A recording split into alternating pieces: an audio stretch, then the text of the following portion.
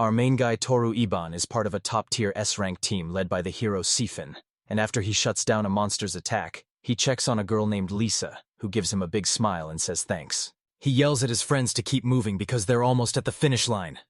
Toru screams back that he's got it loud and clear. These guys have been best friends since they tell him he's got to leave the band, leaving him totally stunned since he thought they were a team that always had each other's backs. The dude is totally shocked, but Seklin tells him it's way better that he finds out the truth right now. Later on, the MC realizes he's basically just dead weight to the team, and Toru's like, "You guys are kidding, right?" Because he's totally blindsided by. Cyan begs Toru to understand because he can't stand the thought of his best friend dying. But Toru stays dead silent while Lisa admits that Cyan is actually right. She warns him that he's gonna end up dead if he keeps this up, but he's not buying it for a second. He looks down at her hands and notices something weird.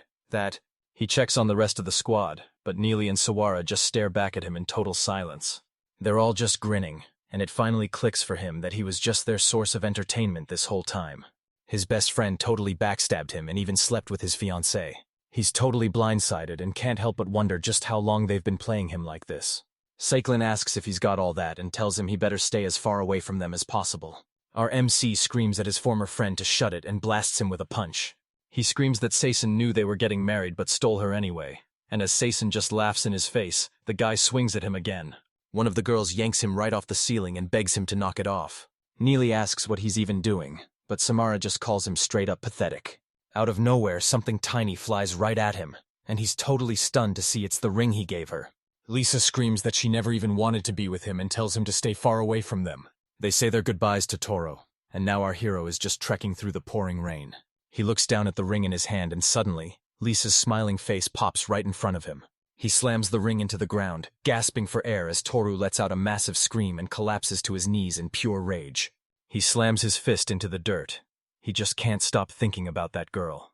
Every time he pictures her hanging out with Second, he starts to get seriously mad.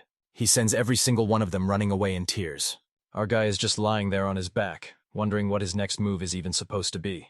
He finally shows everyone his true rank. He thinks his skills are totally weak and pretty much garbage. But then he notices he's taking way less damage. His physical level is climbing, and his abilities are actually getting way more effective. Toru reads that these weird accumulation skills are basically trash, and even though he has no clue how to use them, they're already at a crazy high level. He realizes that if he actually had some real power, none of this mess would have happened, and since he's the lowest level on the team, he's convinced he's just dead weight. Out of nowhere, he spots something lurking nearby, and it's actually a pitch-black demon dog. He charges straight at Tora, apologizing in his head because he's about to unleash all his rage, but Tora just slices him right in half. The second he clicks his sword back in, all those locked system skills finally pop open. Suddenly, he gets a crazy alert that his XP is getting a 100 times boost. He's already hit level 300, and because his current race can't handle all that power, his entire body is getting a total rebuild. He's totally blindsided and has no clue what's going on, but then the system announces his body is finished rebuilding and he's officially a draconian now. As the transformation fades, the ground around him is totally burnt to a crisp, and a final alert pops up saying his XP is glitched and will take a while to fix. Our guy has no clue what this notification even means, and he's totally shocked to see he's already hit level 300. He's wondering how this even happened, only to realize that all his hard-earned experience points are totally trashed. Toru realizes his experience skill is actually a passive that only kicks in when it hits the limit, causing it to break and dump a massive multiplied power boost straight into him. Everything finally makes sense. He was grinding way harder than anyone else even though his level barely moved, and he just starts laughing his head off. He flashes a big smile, realizing that all he wants to do now is travel the world. Now that he's hit level 300, he's not scared of anything and can do whatever he wants. So he decides it's finally time to get payback for all the pain they caused. Our guy takes a seat and decides his very first move is to head straight for the neighboring country. We're in the border town of Armand, and as our main guy walks through the streets, he realizes this place is way more crowded than the center of the whole country. Toru spots a sign for a servant auction and, thinking back to how his old friends backstabbed him, he realizes he needs someone who's actually loyal. Once these servants are bought, they're locked into a contract that makes betrayal impossible until the day they die. And even if he feels guilty later, he's willing to do anything just to finally get some peace. Instead, the guy in the hat just says hi and asks how he can help him out. Toru explains he needs a servant to fight by his side, and when the guy asks if he has a specific race in mind, Toru tells him he honestly doesn't care. He recommends the lizard man for fighting, but after hearing the massive 30 million price tag, our MC asks if there's anyone else available. He looks at the elf and says she has 0 fighting skills, but she's perfect for hanging out with, and if she learns some battle magic, she'll be an awesome teammate. He asks for the price and gets hit with a massive 25 million tag, leaving him totally speechless. The guy asks how much cash he's got, and when our hero says he's packing 1.5 million, the man tells him to follow along and pulls back the curtain. This guy says most of these servants aren't even worth $1 million because they're just weak, sick, and have 0 training. The guy thinks he's just gonna pick someone for himself, but then our MC spots a girl who looks like she couldn't care less about him. He screams at the top of his lungs because he's already level 300, and the MC is totally shocked she could even see his stats. He asks how much the girl. He says she's only that cheap because she's super sick, and when the guy asks for her name, she stays quiet for a second before finally telling him it's Kaid. He keeps repeating her name, calling it beautiful, and then straight up says he wants to buy her. The guy stamps the seal to make the deal official and tells her to follow him, but as she agrees, he notices she's having a really hard time walking. The Turu hoist her onto their back while Kayatet starts coughing, but the guy tells her to stay calm and asks if she's okay, and she tells him she's totally. The doctor realizes she's got a super rare disease that only beastmen get, leaving the hero totally shocked that she isn't human. Even though she's missing the usual ears and tail, the doc admits it was hard to tell, but he's positive she's a beastman. Her pupils are huge and wide, and that weird bump on her back looks just like a tail. Our MC realizes that if this guy is telling the truth, her physical stats must be totally insane, so he asks how they can fix her. The guy explains that the medicine is made from a dragon's heart, and there's no way to replace it. Out on the street, the girl tries to say something, but the MC tells her to relax and promises she'll be back on her feet soon, which just makes her feel super awkward. Toru tells her she should just stay home and rest until she's feeling 100% again. He asks her if she thinks he's a terrible master who treats his people like garbage, but Karid just shakes his head no. The doctor shoos them away, telling him to come back only when he's got all the ingredients for the medicine, and while our guy says thanks, he calls him an old man, making the doc snap that he's literally only 30. This dude's been wandering around these woods for 3 whole hours now. He spots the monsters and gears up for a fight, but they totally freak out and bolt, making him realize their instincts are screaming at them to stay far away from him. Suddenly, Tora spots something weird. He realizes it's a dragon, a monster that usually takes a whole army to kill, but he just charges straight at it. Our hero wonders if he can actually solo this dragon, but after picturing his own brutal end, he's totally shaking. Toru realizes he's literally a giant over 10 meters tall, but then he suddenly remembers his new girlfriend. Realizing she's actually alive and waiting for him, he gets a look of pure rage and yells at the dragon to come and get some. The monster lunges at him. He dodges just in time, but then his foot gets totally jammed in the ground. As the dragon charges, Toru flashes back to his old crew. He hates their guts, but he refuses to ever turn out like them. He charges straight at the dragon and slices it down in one shot, taking out the entire mountain behind it too. The dragon and the rock both crash down right next to him, and he's totally stunned realizing this is the insane power of level 300. A bit later back at the house, he hands her some medicine and tells her to drink up so she can finally start feeling better. Carried asks if he made this medicine just for her, so he explains that he gathered the ingredients and had the old man brew it. He wonders if she can drink it on her own, but he heads to bed, and as she starts feeling way better, she realizes the medicine is actually working while he just stares down at his hands. He realizes he's got more power than he ever dreamed of, so now he has to be super careful when he fights, even though he never thought he'd actually care about stuff like this. The next morning, our guy wakes up with a massive yawn and spots a girl right next to him, asking her what she's even doing sleeping there. Toru heads downstairs and slams the meat onto the cook's table, offering to pay him to whip it up, but the guy is totally weirded out by the strange meat and asks what. The guy reveals it's actually red dragon meat, and even though the man is totally shocked, he gets to cooking and serves up some insane dragon steaks and cutlets. Toru takes a bite and is totally shocked by the flavor, because he never dreamed he'd actually get to eat a dragon. She asks what he's got, and Toru tells her it's time for breakfast. Straight up dragon cutlets. Kaid takes one bite and starts devouring the meal because it's so good, while the MC watches her and says they've got to do something about her clothes. They hit the mall and pick out some fresh new outfits for her. The hero asks if she's totally sure about skipping the staff. She just tells him to buy her what she's actually looking for. Toru isn't really feeling it, but then he remembers she's a beast man, so he knows she'll probably master those skills in no time. While they're walking through the market, The MC catches Kamid eyeing a cake, and it instantly makes him think back to his past with Lisa. He asks if she wants anything, and even though she says no, he tells her not to be shy until she finally admits she does want something, making him totally hyped to hear it. Kaede's just chilling and eating cake when Toru hands her a package to hold, and she does exactly what he says. She thanks him and calls him master, but She pushes back and calls him her master, but when she turns around, he sees she's actually in tears. Kairid's terrified he hates annoying servants, so she's convinced he's about to kick her to the curb. He gives her a head pat and asks what she's talking about. Then Toru promises he's never letting her go and wants her by his side forever. He admits he might not be the best master but tells her he really needs her. And as he smiles and says he's counting on her, she reaches out and grabs his hand. She calls him the ultimate gentleman and says she'd do literally anything for him, while Kairid begs to stay by his side forever. He says he's super embarrassed, making her apologize, but then he randomly suggests she trim her bangs, and she's totally down to do it herself if she just had some scissors. Out of nowhere, our hero senses something strange, and he's totally caught off guard as a secret skill suddenly unlocks and floods him with insane power. Our main guy can't even believe his eyes, and the girl is just as stunned as he is. That insane aura coming off him totally freaked Kai out. A ton of system screens suddenly flash in front of Toru, showing that his magic and XP skills are completely trashed and need time to recover. But the trade-off is insane because his experience gain.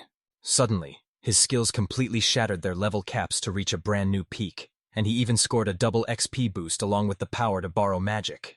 This guy is totally confused why his skill just triggered again to give him more XP. He has no clue just how insanely powerful he's actually become, and the massive aura leaking off him is straight.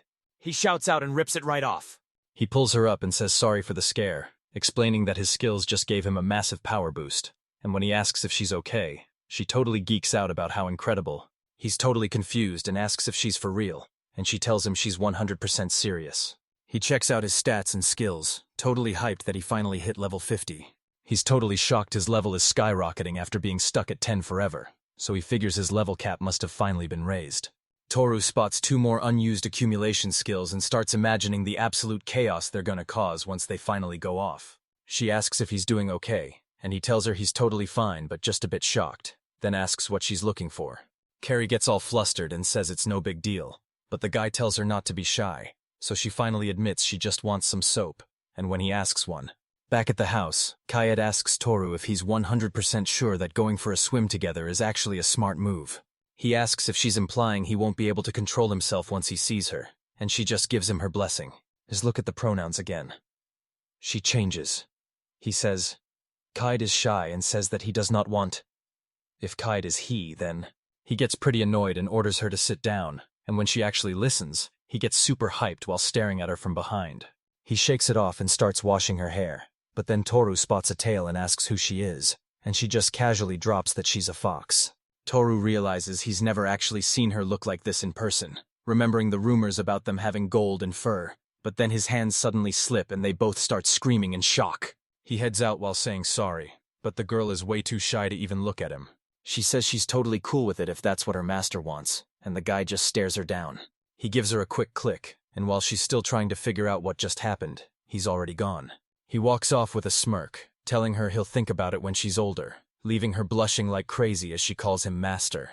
She chops her hair off right then and there, and when our MC tells her the new look actually fits her way better, she just says her long hair was way too annoying. Toru thinks she missed a spot, but she tells him those are actually her ears, and he's totally shocked she has a human pair too. She says the legend goes that the god who made beastmen loved their animal ears, but also really liked human ones, so since he couldn't pick a favorite, he just decided to give them both. Our guy says God has some seriously weird taste, and she totally agrees while they sweep up her cut hair. Kaed turns to Thor with a huge grin and tells him that today was a seriously awesome day.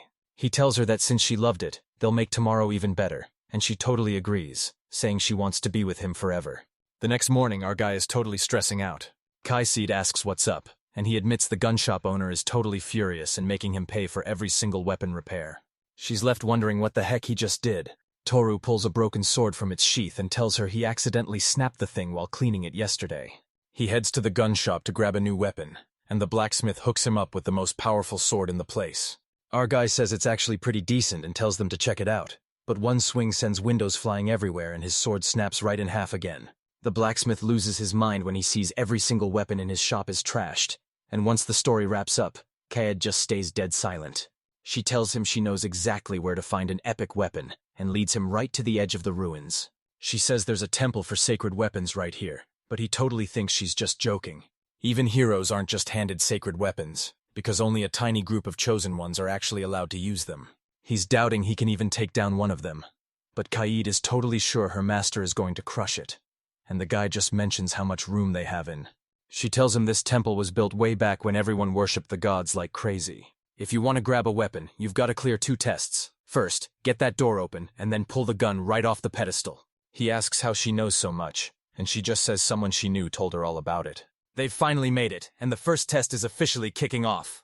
He sees this massive door has no handle and has no clue how to open it for her. But the second he touches the surface, the gate just swings wide. She gives him props for clearing the first round, and then they both head deeper inside. He's totally shocked that this basic one-handed sword is the legendary weapon, but she just asks if he wanted something bigger, and explains it can actually change its shape to whatever he needs. He says since things are like this, he's down to give it a shot. Our hero is giving it everything he's got to yank that sword free. He whips out his sword while crashing backward. She gives him a huge smile and says congrats, but Toru tells her she's the real MVP, because he never would have gotten his weapon if she hadn't told him about that temple. She says he was destined to end up here anyway since he was picked for the sacred weapon, but he thinks she's giving him way too much credit. He remembers how the hero's squad never gave him any credit, and even Lisa wouldn't say a single nice thing. She tells him they can finally go on adventures together, and he's totally down for it. They're heading out from the temple, and Toru tells the girl they should register as an official adventurer party the second they hit the city to make it a moment to remember, and she's totally down for it. Lisa and the guy are having a blast until she begs him to stop because she's hit her limit, leaving him totally shocked that she's tapping out so soon. He thinks back to the look on Toru's face and says it was honestly gold. The girl he loved literally proposed just to betray him, and second calls him a total idiot because Lisa was his from the start, and he didn't have a clue. Neely and Samara were both head over heels for him, but he calls Samara pathetic for betraying him without saying a single word. Lisa, Neely, and Suwara didn't actually care about him. It's just that he's got this crazy skill called the demonic eye of temptation. He hypnotizes girls to keep them under his thumb. He's got this scary power to make any girl do whatever he wants. The guy was literally perfect in every single way. But, Sei-sen was super jealous, but then he got a crazy power to fix his mistakes, and now Lisa is finally with him even though she rejected him at first. He loved backstabbing Tora right under his nose, and since Thor left, he's been feeling awesome, and is finally ready to go take down the Demon Lord. Every 100 years, the Demon Lord returns like a walking disaster. He usually spawns from demons, but there's a tiny chance he'll actually end up in a human body. Satan's convinced he needs a holy weapon to take down the Demon Lord, and even though it's a massive grind, he's doing it for the cash, the glory, and a chance to score a whole harem of princesses. Life is finally about to get way better.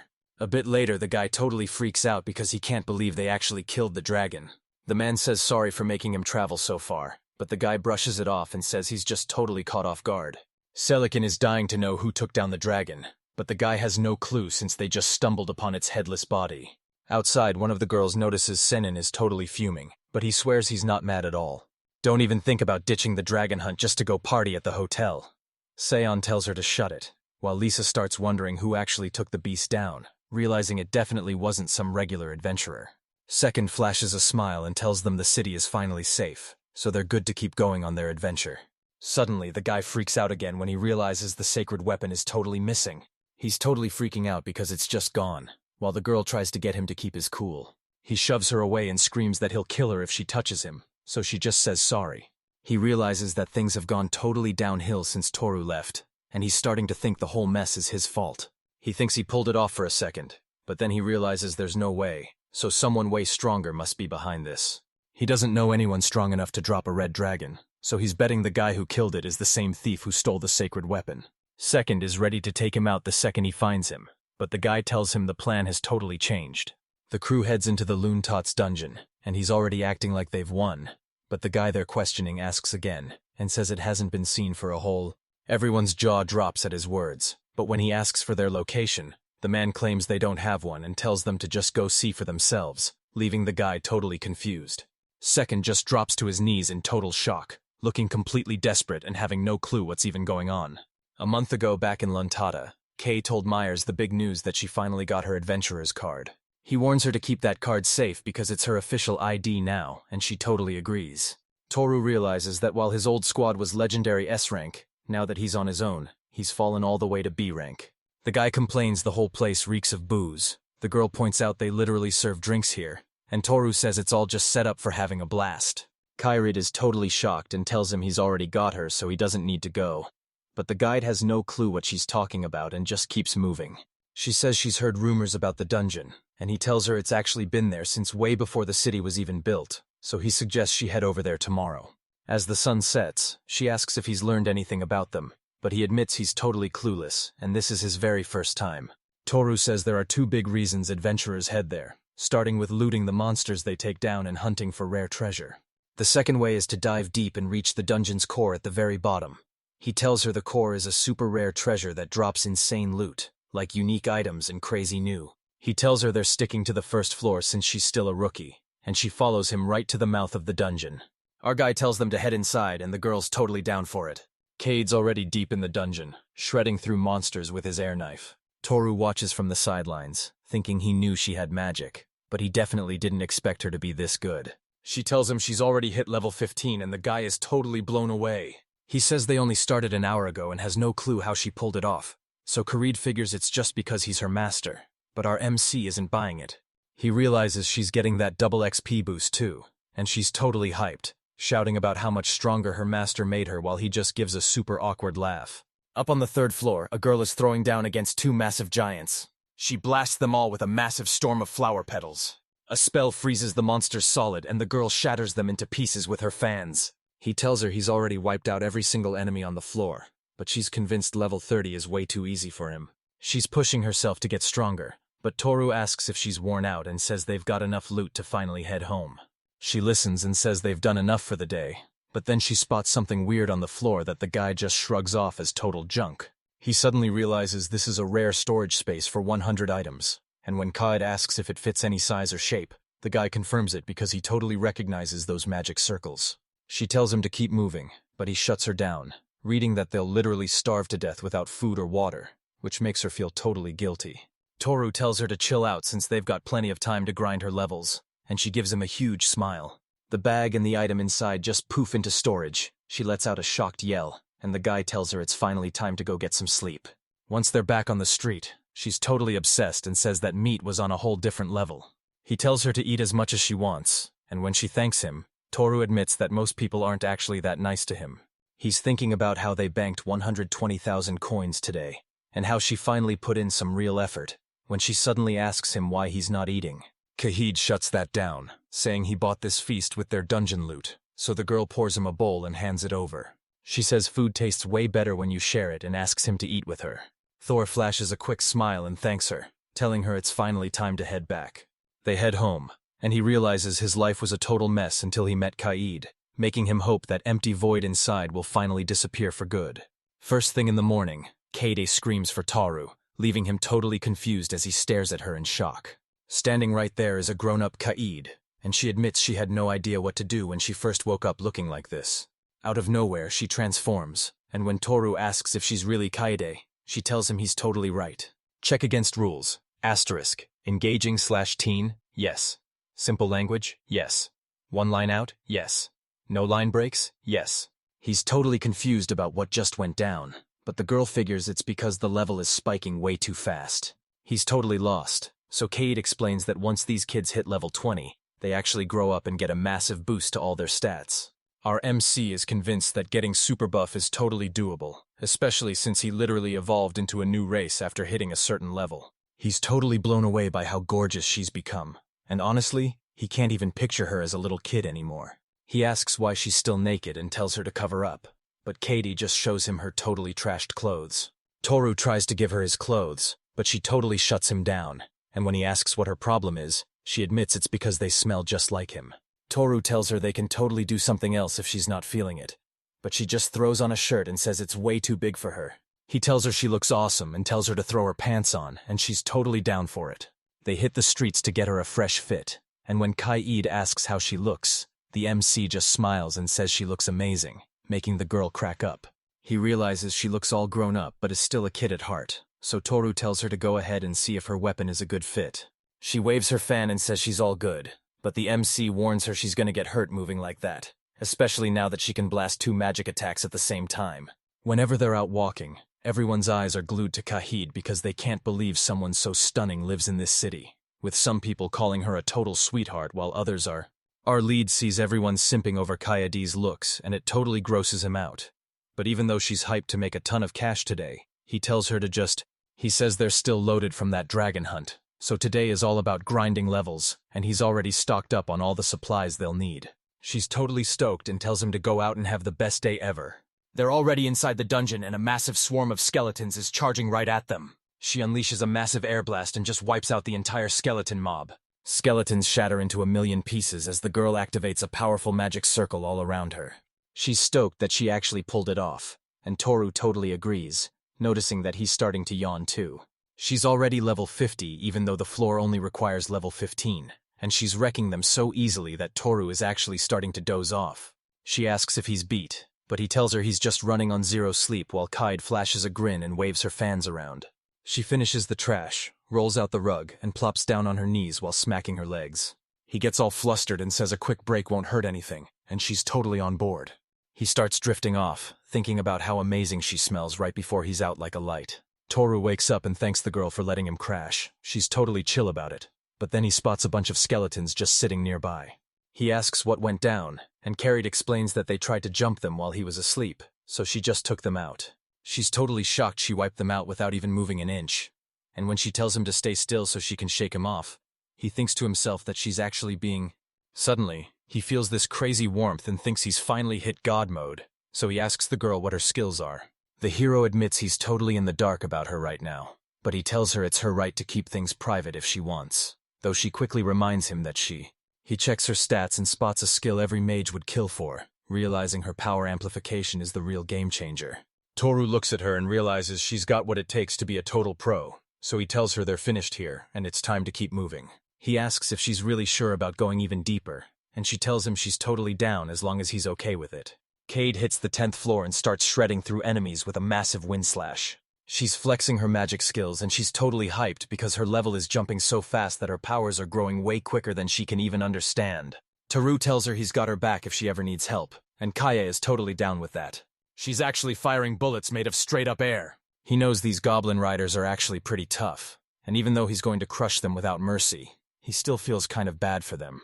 They stop on the 20th floor to light a campfire, and she thanks him after he hands her a warm bowl of food. She says sorry since it's her job as a servant, but he tells her to relax because everything is totally fine. Toru asks Kaid what her level is, and she casually drops that she's hit 150, leaving him totally stunned that she managed to grind out 100 levels so fast. Kaisid says the food is fire and the guy's a master chef, but Thor definitely wouldn't agree with that. He asks her how to use magic, and even though she's confused at first, she eventually breaks it all down for him. You've just got to show them what you've got. Magic is basically made of 3 main parts. You need your state, the spell, and your imagination.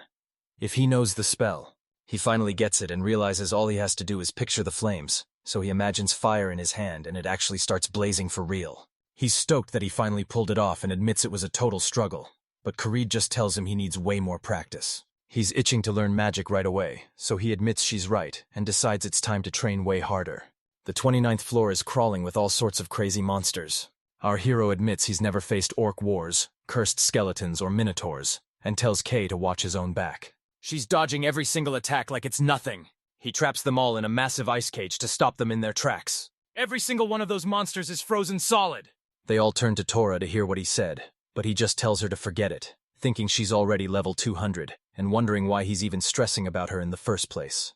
He makes it to the 30th floor, but he can't sense a single enemy anywhere. He warns her to watch her back. They push forward and finally spot the core sitting right in front of them.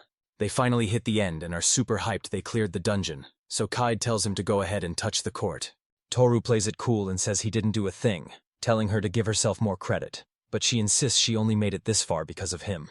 She asks him to go for it, and our guy is totally down, thanking her for the chance. He's been dreaming of raiding a dungeon since he was a little kid, and he's totally hyped to see what kind of treasure is waiting for him. Our MC snaps awake to find Kaid right in his face calling his name, but he's totally lost on what just went down until she tells him to look it up. Suddenly, he realizes the entire dungeon has vanished. leaving them standing right at the bottom of a massive crater. He's wondering if it vanished during the cleanup and has no clue how that's even possible. She asks him when he even put that ring on, and he looks down at his hand, totally shocked to see it there. She thinks she's just getting a reward for cleaning, but then Kairi spots a ring on her finger right as system screens start popping up out of nowhere. The system pops up to congratulate them for beating the Luntata dungeon and tells them to grab their loot. Since it's their first clear, they get a 2-piece disguise ring, and Arbai. She uses her appraisal skill on the ring and finds out it tracks the owner's stats, but it also has levels that let you hide your info or even copy someone else's traits. Toru knows this high-level item is going to be a total game-changer. The guy's stressing about how to escape when the girl suggests jumping, but suddenly Toru just scoops her up and tells her to hold on tight, making her blush like crazy as she lets out a surprised yell. Our hero lunges forward, and while the girl screams he'll never make the jump, the tourist gets shoved right off the walls. He casually climbs back up to the surface, asks if she's doing all right, and Kaid tells him she's totally fine. Toru's glad it's finally midnight, but he says they've got to get out of there fast, and the girl is totally on board. It's pitch black out, and it's already been 2 full days since they finally left Luntanta behind. They're heading straight for the city of Einark, and even though they didn't have a plan at first, they've got business to handle now that Kaid just spotted something. They're heading out to check out some ancient ruins. Kaid and Toru are going to scout the whole place out. This place was built by a super advanced race that was way more. Everyone is totally obsessed with these things. Even our main guy Kaid had to stop and check them out while traveling. They ended up grabbing some local snacks and had an absolute blast. While chilling by the river, Kaid asks what their squad name is, and Toru stops to think it over. Then he suggests they call themselves the Group of Travelers. She mentions that this whole thing isn't just for the 2 of them, and he totally agrees, saying it's way better since more people might join their group later, while Kiwi just smiles and goes along with it. Our hero says he just wants to enjoy the ride and see everything the world has to offer. Out of nowhere, he asks how she became a servant, but just as she's about to explain, she hears a noise and points to a carriage in the distance getting raided by bandits. Our hero is determined to save them, so the girl follows his lead as they both sprint toward the danger. One of the robbers yells for them to stop the carriage if they want to live, claiming they just want to have a little fun with them. Out of nowhere, Toru pops up right next to the robber and yanks him straight off his horse. One robber screams for everyone to freeze, while the other guy asks who he even is. These guys are straight up trying to take him out, but then our MC literally breathes out a spell. The bandits are totally wrecked and can't even stand, making Toru think he went a bit too far. But then some archers who have no clue who they're messing with aim at. But K-Head just bounces it right back. She strikes them down in a flash, knocking them out cold and telling them they better never forget her. This guy mocks them for being only level 10 and calls them total weaklings, while the girl just asks if he's doing okay. A girl hops out of the carriage and says she has no clue who they are but really wants to thank them, leaving Ked totally shocked while the guy turns bright red. She introduces herself as Mariana, the daughter of Count Roeth, and thanks them for saving her. Toru introduces himself as an adventurer and points to Kaida, calling her his mate, which makes the girl super hyped as she asks if his name is really Toru. She grabs his hands and asks them to come to her estate so she can thank them, and even though Thor tries to resist, Moriante just shoves their carriage right inside. Once they're in the carriage, she asks where they're even headed, so the guy tells her they're hitting up Einark for now. Mariana gets super hyped because her family. Our hero shuts it down saying it's way too much, so the girl actually backs off, but then he spots another girl standing right there who isn't saying a single word. Toru asks Kaeda what she's thinking, and she promises to follow him anywhere as they look out the window and see Mariana getting hyped because the city of Einark is finally in sight. Man, so that's what Einark is really like. They show up at her massive estate and she treats them like total royalty. The butler says he's glad she's back, but Mariette just turns and asks if his dad is around. A maid named Ulara walks up and tells the group she's already in the loop about everything. Then she offers to show them to their rooms since she's Mrs. Marianta's personal assistant. She shows Thor his new room and tells him to make himself at home, which totally catches the guy off guard. He spots the soft bed and immediately flops right onto it. Mariette has been lurking there the whole time and giggles, saying he's super fun to watch, which makes our guy turn bright red. She really wanted to show them around the city, but she notices he just wants to kick back, even though Toru says he's already set on going anyway. As they're wandering through the city, Mariente and Kaede actually climb onto the statue while Toru and Ulara just hang back and watch. Our hero finds out Mariante is actually a count's daughter and is totally shocked that she's out here all by herself with no one to protect her. Ulara explains that everyone loves Mrs. Marianta and she can handle this solo, which totally shocks the guy until a girl reveals she was actually a legendary S-rank adventurer. Mariafa tells her new friend about the killer sweets in that shop, making Kayet freak out and ask the MC for permission, which she gives right away. The hero hands her the cash, thinking they're finally friends now, and she gives him a big thank you. Toru realizes he was actually saving all that cash for her, and if she really wants to leave, he's ready to let her go. He's still trying to fill that empty hole in his heart, but every time he remembers what went down, it hurts like crazy. Eventually, he'll just forget everything and live a normal life, so he won't even need a servant anymore. Everyone's totally blown away by this massive statue, and Marietta explains it's actually her dad back when he was young. She and the locals did such a great job that her dad was... Out of nowhere, the statue starts shaking, and the girl is totally confused because this is definitely not an earthquake. The statue suddenly shatters and a bunch of tentacles come bursting right out of it. They start snatching people up, and when they grab Marianta, Toru screams her name in a total panic. Our main guy shouts out at the top of his lungs. She's absolutely fuming because she just fell straight into the abyss. He looks around and sees a woman screaming for her grandpa, a kid crying for his mom, and a guy yelling for his daughter, making Toru realize that a ton of other people from town were snatched too. Ulara heads off to grab her mistress, and when the guy calls Kamid, she instantly knows exactly what's going down. He yells for Ulara to wait up because they're coming too, but she screams back that they're just guests and need to stay out of the city's business. He tells her she can't handle this search solo since these guys are total monsters, so she agrees, and all three of them dive straight in. KED cushions his landing and then summons a glowing ball of light. They find a bunch of creepy catacombs inside, and while the guy is totally confused, Ulara explains the whole city is built on top of these ruins, making him realize they're stuck. Kai points out that there's gross slime covering every single inch of the place. Ulara's sure this belongs to the monster that snatched the lady, so they decide to follow the trail to track it down. He takes the lead up front, Kaid holds down the middle, and the girls are totally down to guard the back on the Ular. But the guy tells them they gotta keep moving forward. While they're busy taking down monsters, the guy is totally blown away by how deep this place goes. But Ulara says she's been here a few times and only ever made it to the 4th floor. She hasn't gone any deeper, so she's got no answers. But after the MC tells Ka to sniff out Marianta's scent, she points straight ahead and says he's coming from right there. Out of nowhere, a monster creeps up behind him to strike, but a weapon suddenly blasts right through its head. Lara asks if he's doing okay, and he thanks her, noticing she's got some serious skills and asking what her job is. But when she casually says she's... K-Head screams that the smell is getting super close and they're almost there. The three of them are standing right there by the gate. A massive crowd swarms them, screaming that they never thought anyone could make it this far, while one guy just starts calling everyone a bunch of idiots. One guy spots the girls and starts hitting on them, while the other dude screams that it's time to have some fun. Our guy spots 2 horns and realizes he's dealing with actual demons, but Kaifeed steps up and says he'll clear the path for him. She slams down a massive wall of ice. The demons finally realize she's split them up, so they better get ready while Tora gives Kaid some major props. The girl tells him they'll handle the demons while Ulara begs him to go save her mistress. Our hero finally gets it and charges ahead, and even when the demons lunge to take him out, he just screams for them to get out of his way. Our hero wipes them all out and starts smashing through the gate. Suddenly, he's staring right at the monster and every single one of the hostages. The demon basically says the food delivered itself and he was just super hungry. The guy asks him straight up if he's the one behind all this.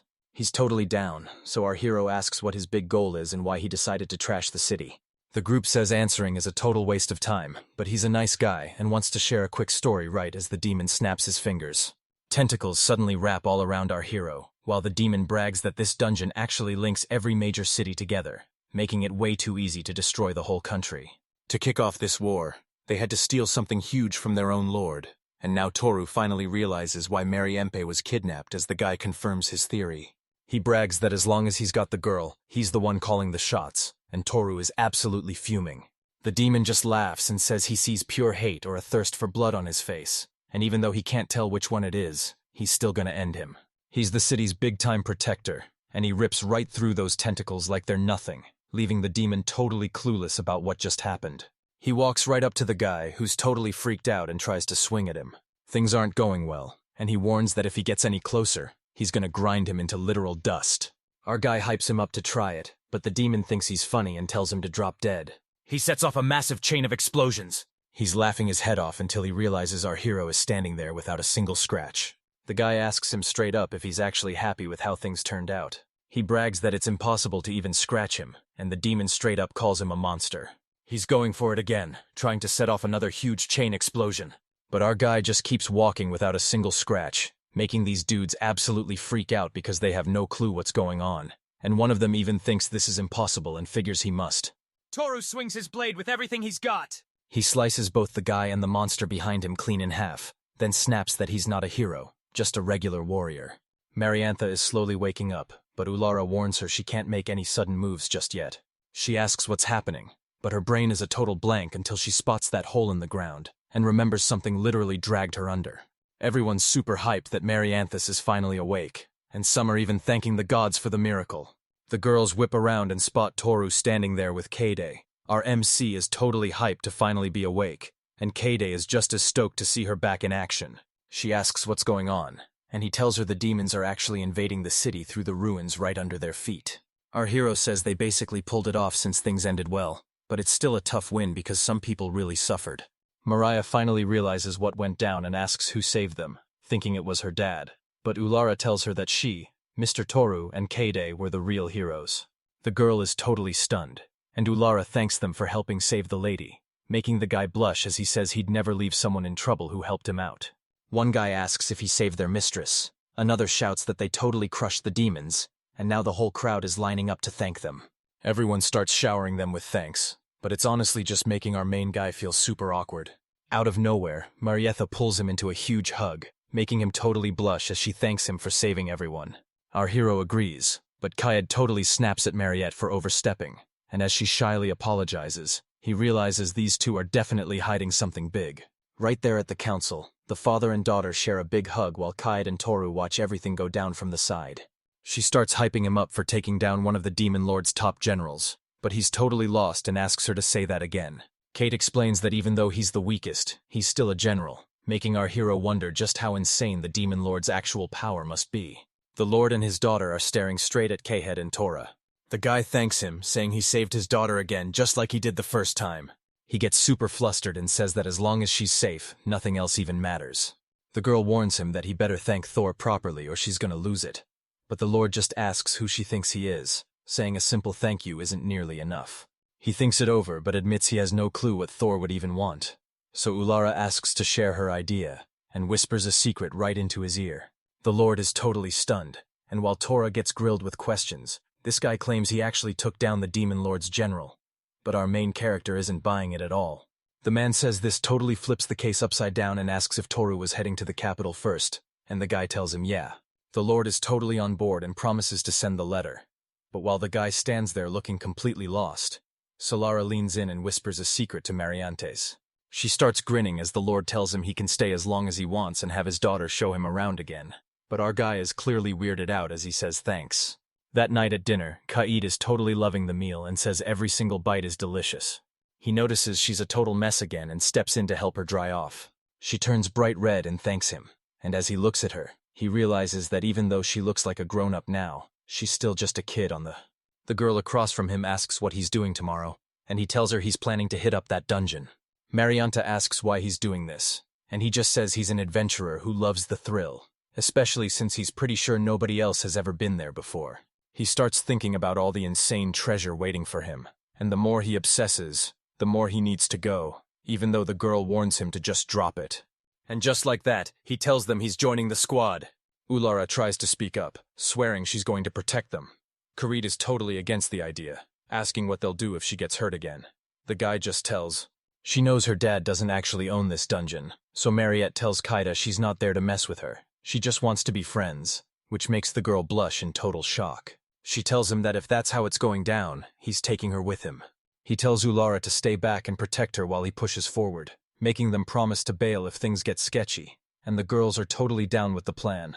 Kayad and Toru are chilling at the exit waiting for the rest of the crew, and the girl says sorry for making them wait. He says they're good to go and tells Mariana it's time to suit up. He asks why she's dressed like that, and she explains her dad hooked her up with the fit after she mentioned it yesterday. Toru says sorry and admits she'll get tired way too fast and need to be carried, so she decides to go change her outfit instead. A little while later, Mariana steps out looking absolutely stunning and asks if this look is better, and he's totally into it. Now that they're in the dungeon, the girl says the first 2 floors are already cleared, so they're diving deeper. But she's got a big warning for them first. He hangs on her every word as Mariana warns him about some super buff monsters in the area, telling him it's way too dangerous to go there. He realizes that if he's gonna finish this for good, he's still gotta head straight to that place. He says he'll check it out on his own, making the rest of them stay put just to keep Mariana safe. She insists she can hold her own in the fight, but he shuts her down by reminding her of what her father, Mariana agrees, told her. They start moving, and the girl asks him what their squad is actually called. He tells her they named their squad the Traveling Group, and she just giggles and says it totally fits him, making him ask if she's actually being serious. Khalid warns him that monsters are lurking up ahead, so he asks her to check their strength, and she uses her assessment skill to see what they're dealing with. He says there's a massive swarm of monsters that look just like mushrooms, and since the guy gets the point, he tells her they've got to keep moving. One look at that overgrown hallway and it all finally clicks. But then Toru spots a mouse right under his feet. He watches her touch the mushrooms and drop dead, making Khalid realize they're actually super poisonous. Mariana begs him to stop right there, but he tells them to stay put while he handles things on his own. Khalid is totally terrified for him, but Toru just pats. But she begs him to hurry back as fast as he can. Mary grabs onto his hand and begs him to stay safe. He promises he'll be right back. She cheers him on, and he finally heads inside. Suddenly, those mushrooms are straight up lunging at him. He thinks back to Koyad and Mariante and gives them a huge thank you. And he just starts throwing hands with a bunch of mushrooms. Ulara asks what those desperate screams were all about. Khalid says he's got no idea, and Mariante stands by the Torah. He knows he's totally safe since their poison can't touch him, but he's gotta admit, these draconians are actually super strong. Toru steps right into the room and has absolutely no idea what he's even looking at. He starts checking out the room, and the guy just laughs, calling it hilarious. He heads back and Kate immediately asks him if he actually found anything. The MC laughs and says he scored a chest and a potion that looks like a healer, and Marianta is super hyped about all the loot, asking Thor if he's feeling it. Khalid totally loses it because the girl is getting way too close to Thor, so she yanks her back and screams that he's her master only, leaving our main guy to apologize for the drama. She's right behind him, and Ulara tells him to man up and be more careful, which has him totally shaking in his boots. On the second floor, they won't let you just stick to the new areas, even though the whole place is packed with secret spots. He asks what this place used to be, and she tells him it was an underground fortress, but the crazy part is that nobody knows who they were even fighting. He's thinking that if this fortress looks like a dungeon, then what does a real one even look like, as he remembers the moment he suddenly vanished. Out of nowhere, Marianti asks him to teach her how to fight, and even though he says that wasn't the deal, she tells him Ulara is the only one she can actually count on. The way things ended is really eating at her, and she's totally stressed about being too weak. Toru tries to say no, but she keeps begging him until Kaede steps in. The girl is totally hyped, and even though Ulara tries to stop her, Marianta explains she just wants to finally be useful, so Ulara realizes there's no changing her mind. She's totally down to help, and after Marianta thanks her, our MC says they should keep moving. But then, another secret skill suddenly goes wild. System screens flash right in Toru's face, showing he finally landed a profession and his skill level just hit the max, pushing the limit even higher. Everyone in the city turns around with no clue what's going on, and one guy even asks what just happened. He claims he just saw a bolt of lightning, but she's confused because he thought the sky was totally clear. Our guy can feel this insane amount of power surging through him. Toru is totally confused about what's going on, but when he checks his system, he sees his skills have leveled up, and he's even unlocked some brand new jobs. Once the dust finally settles, he looks around and asks if it's actually over. Mariant asks what that was, while Ulara wonders if it's his special ability or something else entirely. Our hero actually steps up and says he's sorry. Now that they've changed, he asks if he can watch them, and she's totally down since they've still got plenty of time. He pulls up his status and sees he's now loaded with insane classes like Warrior, Dragon Knight, Master Tamer, Master Imitator, and Great Thief. He says it looks like he's got a new job, but he's still totally lost. And when the girl tells him to look, she's completely freaked out. She says it's an epic job where everyone is a high-ranked powerhouse, but he asks if she's just messing with him. Khalid's dead serious, and compared to his old job, this is a massive upgrade because the warrior class bumps his strength and endurance by an E rank, which is honestly a pretty sweet deal. But once he finally ranks up, he discovers way cooler versions of his job, like Dragon Knights and Master Tamers, that are basically upgrades in every single way. He asks about the copycat, but she says she's totally clueless because the guy is always a total blur, and she can't even get a good look at him. Our hero realizes this copycat is bad news, but then he spots something even weirder. A third-level dungeon domain just popped up below him that definitely wasn't there before. Marianta asks if he's doing okay, and he tells her he's fine because he already figured out exactly what she's after. He warns them to stay back and follow his lead, making it clear that if he tells them to run, they better bail immediately, and the girls totally agree. Marianta even tells them they're totally welcome to join her squad. He asks her one more time, and she's totally down, telling him she wants to join their squad for as long as they're in the city. The guy says it's not a big deal, but Kaid figures they're just trying to say thanks and show him they really trust him. Toru's totally down for it, so Marianta and Ulara are officially in the band now as they finally hit the road. A huge haul of monsters is rolling right past them. One of them lunges straight for Marianthe, and she lets out a terrified scream. Our hero slices those monsters right in half to protect her, telling her to keep her eyes glued to the fight, and she promises she won't look away. Koyeda summons sharp ice spikes to skewer his enemies as Ulara leaps high into the air. Then he just reaches out and totally wrings that monster's neck. Marianta is totally freaking out because they're outnumbered and she has no clue what they're gonna do next. Our hero puts a hand on her shoulder and tells her to chill, because at her level, these monsters shouldn't even be a threat. He sees there's a ton of them, but if she just stays cool, she can figure it out and take them all down. One of the monsters lunges at him, but he catches its hand mid-air. He squeezes it hard and blasts it right through the deflection. He asks if she can pull that off too, and she's totally down for it. The crew tells her not to stress because they've got her back. But Ulara warns them to stay sharp, and after the girls agree, the guy tells everyone to keep moving. A monster lunges at Mariana, but she dodges and slashes him up as he starts to fall. She screams with joy after taking down a massive monster all by herself, earning a big shout-out from Ulara while the guy admits she did an amazing job. The girl sees she's hit level 36, and Lara notices her own level jumped from 50 to the 70s, which she thinks is totally weird. Mariante is pushing everyone to keep moving.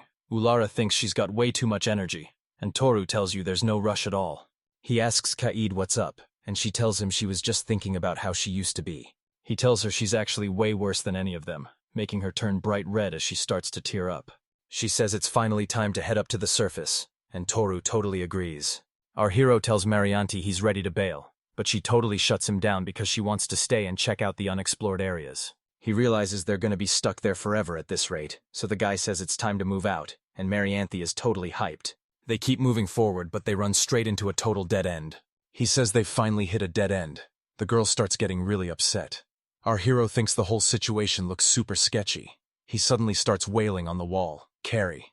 The knocking sound suddenly changes, and after finding a weak spot, he literally pokes a hole through the wall with just one finger. The girls are totally blown away and ask how he pulled that off, so he just draws a circle and pushes his way right through it. There's actually a secret room hidden right inside. He spots a sword on the ground that looks brand new even though this place is ancient, and he's totally stumped about what kind of crazy metal it's actually made of. This dude is geeking out over how insane the tech is, but suddenly, someone spots Kaid and shouts for him to come over. They spot 2 eggs and the guy's just like, "Yo, what are these things?" Kaisi figures these are eggs, but our MC is sure this place is a total ghost town where nothing could ever survive. Kairi asks him to hand one over since she thinks it's some kind of summonable creature, but the guy is just totally confused. She explains that these creatures were actually built by an ancient race to handle everyday chores and back them up in a fight.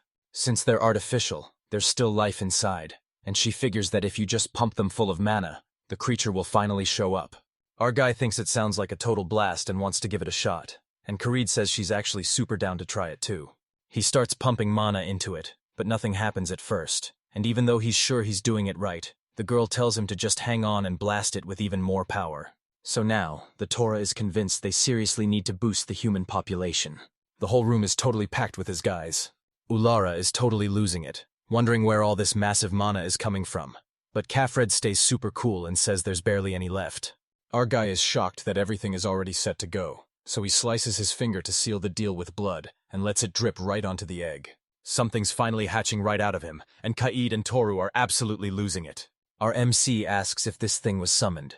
There's a giant eyeball just floating right in front of him. He's totally confused because it looks way too soft and fluffy. "Check out the beast they just summoned." Our guy says he has zero clue who she is, but she just calls him super cute. She offers to give him a bath using magic, summoning a glowing circle that splashes water all over the little guy. And while Toro admits he looks super cute now, he's still wondering if this creature is actually useful for anything. The summoned beast gets totally ticked off and snatches up Kay to prove he's actually useful, making the girl scream in total shock. He says he talked him into it, but she just thinks he's a total softie and finds it super cute. Our MC wants to use him as a ride, and Kaid thinks they should finally give the guy a name. Toru suggests naming him Panda, and the girl totally agrees that it's an awesome name. Mariana calls it quits and asks who the new guy is, so Kaid introduces him as Panta, their brand new teammate, while Ulara just starts laughing at the name. The panda makes a super cute noise, Mariana calls him adorable, and the MC watches from a distance thinking they're having a total blast. He grabs the second egg and wonders what else he's gonna find while there are still more left. Once night falls, they start digging through all the loot they grabbed from the dungeon. The hero points out some top-tier healing potions and meds that make you way stronger. He hands a mysterious vial too. She tells them it's a legendary elixir, leaving the Count and Toru completely stunned, while the guy admits he's never even seen one because they cost a literal fortune. The Count says someone in the capital will buy it for sure, but he tells them they should totally put it up for auction instead. He remembers that the capital's auction is where all the rich nobles hang out, and you can find literally anything for sale there. He makes a mental note to check that place out later, and the Count hands him the cash to cover his fines. Toru is totally shocked by the massive crowd and asks how many there are, only for the guy to reveal there's a crazy 500 million of them right here. Tora's never seen this much cash in his life, so he hits up Pantu, who shows up right away. Suddenly, Mariana barges in covered in nothing but soap bubbles, screaming that she's not done washing yet, but she freezes when she sees our guy, and quickly covers up. Kairi spins Tora around to make sure he doesn't see a thing. He mouths a silent thank you to her, and the Lord gets totally flustered. The girl screams her head off, but her dad just thinks she's trying to get some sleep. The next morning, our hero stretches and gets ready for a new day, realizing he's already been in this place for a few days now. They spent every waking moment diving deep into the dungeon and wrecking every monster they found. Mariana hit level 100, and Ulara reached 80, making them just as strong as the heroes, and since he kept his word, the guy finally walks out. Kaid greets him with a quick good morning. He says it back, and they start heading out together. They spot a group of girls training hard right in the middle of the street. Mariana says good morning and hypes Ugler up for finally waking up. Our hero realizes he's finally breaking away from Mariana's body, and she admits she actually had no idea how to let him go until now. She asks if they're ditching them, and he starts to say he can stay a bit longer, but he stops mid-sentence. Toru realizes he's still got this empty feeling inside, and that's exactly why he has to leave everything behind. This guy says he's hitting up the auction because he got a letter from the Count, and while Mariana thinks it's a great move, Envy is actually Kaeda. She has no clue what she's getting into, but she tells him she's coming along because she's dying to see the rest of the world. Mariana is having a total blast, and our hero just watches her as she grins. He figures she's just a rich noble girl who's destined to be married off without a choice. To him, she's basically just a bird trapped in a cage. Our hero The Count demands a thank you since he's the one who rescued his daughter, but Mariana just stays totally silent. Toru turns back and promises they'll see each other again soon, telling her there's no reason to be sad. She says she feels like crying just thinking about him leaving, but then Kanid suddenly pulls her into a big hug. She promises that both she and the master are never going to forget her. Mariana asks if they'll actually visit again, and after Kaid promises they will, she starts crying and admits she's super jealous of her. The guys start heading out, and when he tells her they need to keep moving, she does exactly what he says. They're back in the city of Luntada, but Second is totally lost on what happened to the dungeon while they stand right next to a massive hole. An adventurer asks if they're rookies and says the dungeon has been gone for ages, but the heroes realize that if it's been missing for a month, someone else definitely cleared it first. He's totally stressed because this dungeon was supposed to be his big hero debut, and now it feels like he just wasted his whole day. Mira asks if she's doing okay, but this guy is totally judging her vibe. He lunges at her, screaming for her to stay away, while the girls shout at him to knock it off. They freak out that she actually touched him, but she just cries out that she's in serious pain. The other girls rush in to hold him back, screaming that he needs to quit before he actually kills Sawara. He finally backs off, so Lisa checks if the girl is okay, and once she says she's fine, Neely tells him straight up that you never hurt your friends. The crowd is whispering about how scary this guy is. Someone yells to call the guards, and Sakin knows things are going south fast. He's just making himself look even worse now, and the girls are finally snapping out of that brainwashing. He knows he's got to keep a much closer watch on them, and look, he's already using that demonic eye again. And now the girls are totally lost in a deep trance. He orders them to follow his lead, and after walking for a while, all four of them finally take a seat. Lisa thinks this kingdom is the perfect spot for his master plan, so she suggests heading back to the start to try the whole thing over again. He asks why, and she reveals their entire plan is just to get that holy sword. He completely messed up, and now she thinks it's way too dangerous to keep going without a solid plan. He's fuming because she's totally right, But he knows this plan means bowing to the kingdom until they fix their mistake, and he's way too proud to ever let himself sink that low.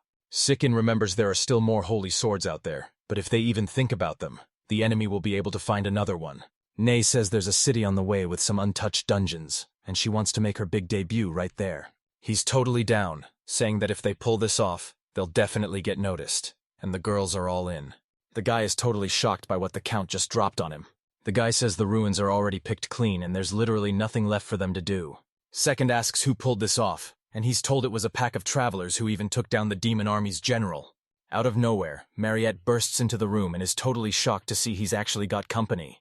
Second is totally floored by how beautiful she is and says she's just straight up amazing. This guy is totally obsessed and wants her all to himself. He turns toward her and hits her with his demonic eye of seduction. Suddenly, his eyes start burning like crazy, and he clutches his face, having no clue what just happened.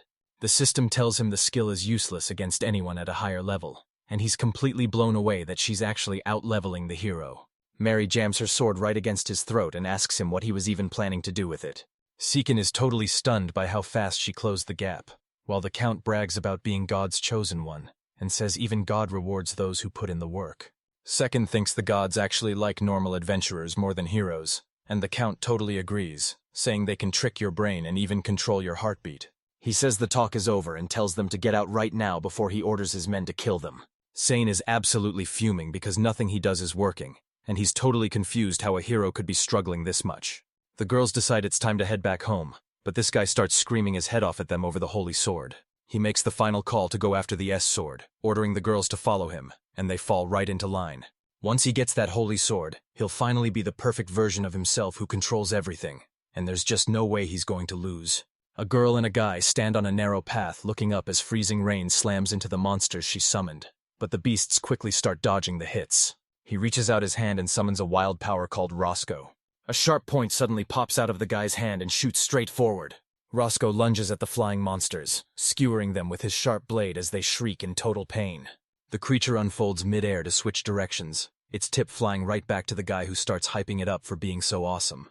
Check out these massive, mysterious castle ruins sitting way up in the mountains, surrounded by thick forests under a super cloudy sky.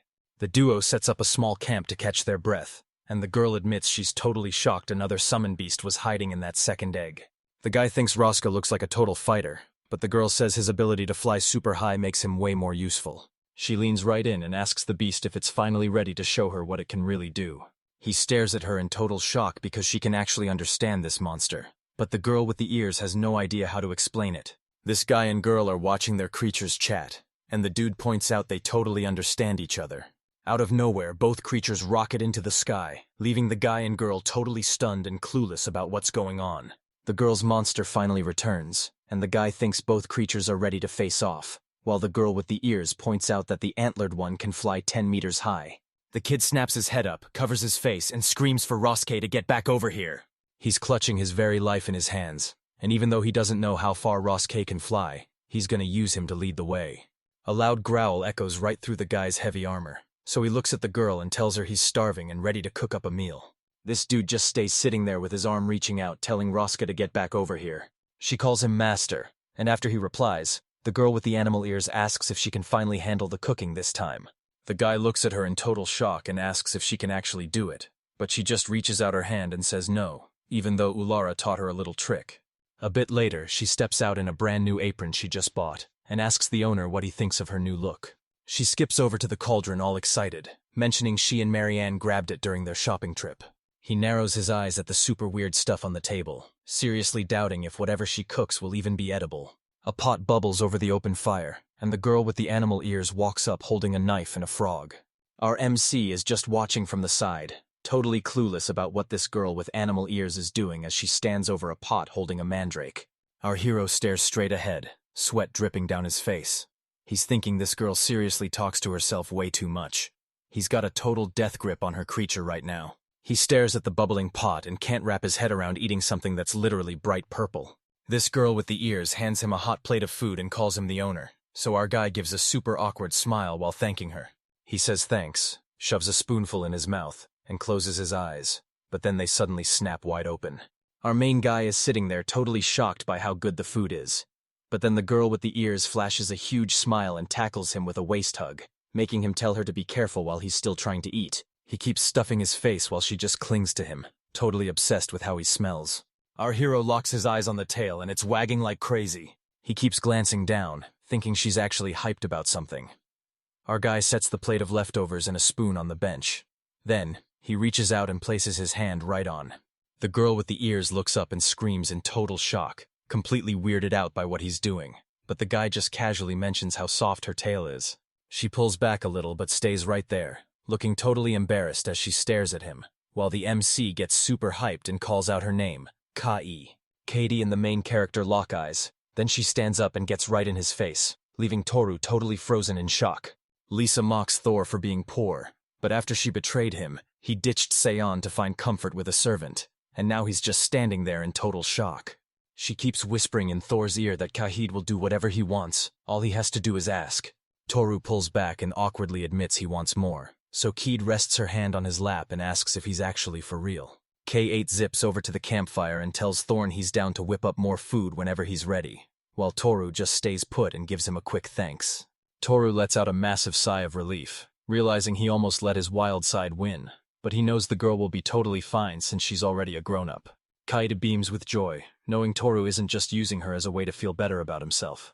Kaed's ears twitch as she picks up a noise, jumping to her feet to alert her master, Toru, who stands up and stares intensely at whatever is coming their way.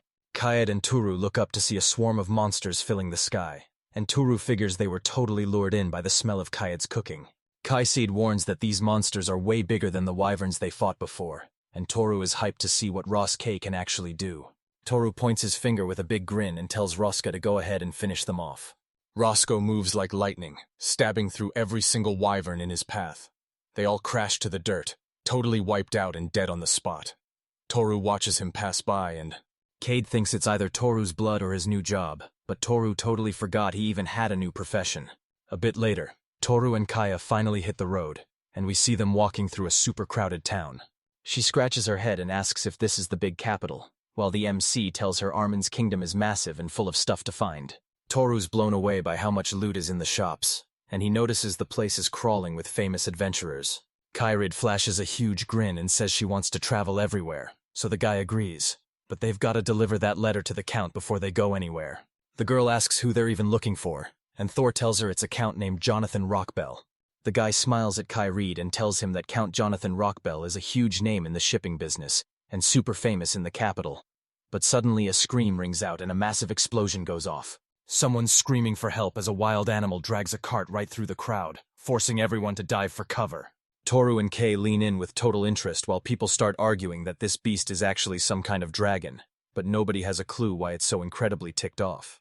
Everyone is freaking out and running from the beast, and a guy yells at the kids to get out of there, but Toru just thanks him and says they're done while Kaede asks if she should just take the monster down. Toru stands there looking ahead when suddenly a guy pops up behind him, screaming for everyone to get out of the way. Two guys block Toru and Kaede's path, with the long-haired dude saying they'll stop the animal while the balding guy warns them to stay out of their way. Everyone stops dead in their tracks when they realize those two guys are the legendary dragon hunters, the Sayal brothers. The balding dude mocks him for hiding behind a servant girl, while the second guy admits he basically died of shame and has been stuck like this ever since. K8 looks ahead with a huge smirk, fans in hand, and asks if she should just freeze them all. But Toru just smiles and tells her it's not time for that yet. A beast charges straight at the brothers, but the long-haired one catches it by the horns, gasping for air as he holds it back. The second Sail brother rushes in to save the day, and the guys grab the beast by its horns to hold it back. Out of nowhere, the beast starts thrashing its head back and forth, sending the Sail brothers flying as they scream their lungs out. Everyone's staring up at the tree where one of the brothers just crashed, and they have absolutely no clue what's happening. Two kids are watching the whole thing go down from the sidelines. The little boy starts bawling his eyes out while the girl holds him tight, looking totally paralyzed with fear. That crazy beast charges. Toru gives Kaede a serious look and tells her he's got the beast covered. Kaede just smirks and nods like she's totally on board. Suddenly, our hero is standing. Dust clouds explode behind Toru as the beast skids to a stop right next to him, and as he stands there with his arm reached out, everyone watching is totally frozen in shock. This older dude is just chilling in the carriage. Suddenly, the whole thing slams to a stop, making him jump out of his skin. He plops back down, rubs his sore head, and Toru walks right up to the beast, and since it's totally calm now, he pets its horns and calls it a good boy. The guy who fell off the carriage is super. Toru turns to the man and asks if he knows Jonathan Rockbell, and the guy looks back in total shock. This older guy is chilling on the couch looking like a total boss. He says his name is Jonathan Rockbell, and he's the big shot running this whole company. He's convinced that Toru holds out a letter from the Count, and Jonathan grabs it to read every single word. Jonathan turns to a guy about to take a sip of tea, asks if he's Toru, and mentions how Thor really helped them out. Toru just shrugs it off and takes a sip of his drink anyway. With a totally straight face, he says he only did what he had to do. Jonathan closes his eyes and rubs. Jonathan agrees to do whatever the council wants, but he actually had no clue the letter even had a secret request inside. Jonathan just smirks and looks ahead, keeping the Count's secret to himself for now. Jonathan stands up and tells Toru and Kei to come back tomorrow night because he needs some space to think, while Toru gets serious and asks if they'll finally get the full story when they return. Jonathan turns back and promises the guy he'll explain everything, telling him he just needs to find some normal clothes first while the dude prays he doesn't get into any trouble. Thor's feeling super awkward in his new gear, but Kayatet is right there looking gorgeous in her dress, smiling and telling him he actually pulls the look off. A carriage pulls right up to the pair, and as they step closer to check it out, Jonathan quickly turns toward Thor and Kaid, who are already standing right there. Jonathan looks down when he hears someone shout his name, and he's super hyped that the guy and girl finally made it, so he tells Toru and Kai to follow them. Jonathan, Toru, and Kate are riding in the carriage, and Jonathan looks totally locked in as he warns them not to tell a soul where they're going. Our hero asks if this is a secret hideout, but the guy tells him a commoner like him doesn't belong here. Jonathan says this meeting is going to be a total secret. Finally, the carriage pulls up to this massive castle, and a mysterious voice calls out for everyone to head inside. A horse carriage pulls up to this massive gate where a guy steps out and starts pointing everyone where to go. Then he walks over to a door, swings it open, and turns back with a grin to tell the boy and girl to just wait right there for him. Kayade and Toru are just chilling on a couch in this massive room when Toru suddenly whips around as a voice says, "They never dreamed of meeting someone so powerful." A bearded guy in super fancy clothes is standing right there, and it's clearly King Armand, with 2 massive bodyguards backing him up. The king tells them this meeting is totally off the record and to keep it a secret, thanking them right away for understanding. The guy who led Toru and Kaeden bows and says he gets it. Then the king looks everyone in the eye and explains he brought them all here to ask for a massive favor. Toru asks what the favor is. The king stares ahead and says the capital is in total danger, so Toru tells him to stop wasting time and get to business. The king tells Toru he has to take down the Ant Queen, and Toru is totally stunned because that monster just wiped out thousands of soldiers, yet the king expects just the 2 of them. Cade asks why there aren't any soldiers, so King Armand leans on his staff and sadly admits their army is a complete mess. Toru asks if the king is for real, and the king explains that these ants popped up out of nowhere and wrecked every tree near the villages in just a few hours. The king tried to wipe them out right away, but it did absolutely nothing, and now they're charging straight for the capital. The king calls the whole thing a tragedy, and asks if the kid can actually take down the ants, but the guy just snaps his head around and says, "Yeah," leaving Jonathan and the king totally speechless. The king jumps up and promises them land and titles if they pull this off, even offering Thor the official hero title, but Thor just turns him down. The king drops back into his seat and says he'll pay up, so Thor asks exactly how much cash he's offering. The king looks up at the Torah and says 300 million, and the guy tells him that's plenty since it's exactly what they settled on. He turns around and says they're heading out tomorrow, but he needs a guide to get them near the nest, so the king orders one of his commanders to lead the way. The king is totally shocked and asks if they're seriously turning down the title of hero. Toru's just vibing with his hands in his pockets, totally over the idea of titles since he just wants to travel and live his best life, while Kaide follows behind him looking super humble. A bit later, a guy and a girl are following a man through the woods, and when the boy mentions how awesome the forest looks, the king's messenger just nods and keeps on walking. Toru spots a ton of dead soldiers lying around, and the guy says a nest is close, meaning they're almost there. But Kaishi admits there's one thing that's really stressing her out. Kairita asks if these things are actually dangerous, which totally catches Toru and the guy off guard. They're like, "Wait, what are you even talking about?" And Kaidi leans forward with a grin, shielding his eyes to see better. He starts wondering what her life was actually like before she became a servant. Suddenly, her eyes snap wide open in total. Monsters started crawling out of the shadows and charging at the group, with a massive swarm of screeching ant creatures closing in fast. Kayade looks around to see if these are the monsters, and the guy grabs his sword, confirming they've been totally surrounded. Their companion is already waving his sword and screaming in total panic, completely shocked that they've already wandered right into ant territory. The guy whips around to see Thora staring straight ahead with a sword on his shoulder, and he's totally fuming because he has no clue what's going on in the king's head. He yelled that they were under attack, and the whole squad instantly got ready for a fight. Toru drops into a fighting stance and winds up his blade. Then with one massive swing, he sends every monster nearby flying back. Kylie whips out 2 fans while sitting on a stump and summons a massive hammer of air, instantly taking out every monster and blasting everything nearby away with one huge hit. The man with them just stands there in total shock, asking what that even was, since every single monster in front of them had been wiped out. Toru sheaths his sword and warns that the nest is about to get way more crowded with monsters, while Kaede sits there and decides she's gonna use her air magic to blast a path through. Kairi starts spinning like crazy, whipping up a double tornado as even more twisters start popping up all around her. Huge tornadoes rip through the forest and wreck everything in sight, but Kaede just looks down and hides a fan behind his back as the girl shouts that it's time for the ice cage. Kaede's magic blasts everything into sharp, freezing ice, and while Toru thinks she went way too far, the guy with them is just standing there completely speechless. Toru lets the guy walk, but Kaede spots a massive hole in the ground, so they head over to peer into the darkness, while Toru wonders if this is a real entrance, or just a deadly. Thinking about it, he realizes they need the queen's head to get the reward, so they can't just use their creatures to finish the job. The guy laughs and says they should just go down there themselves, making our hero stop and remember a sign that listed Master Tamer, Imitator, Great Thief, and Domain Dungeon Level 3.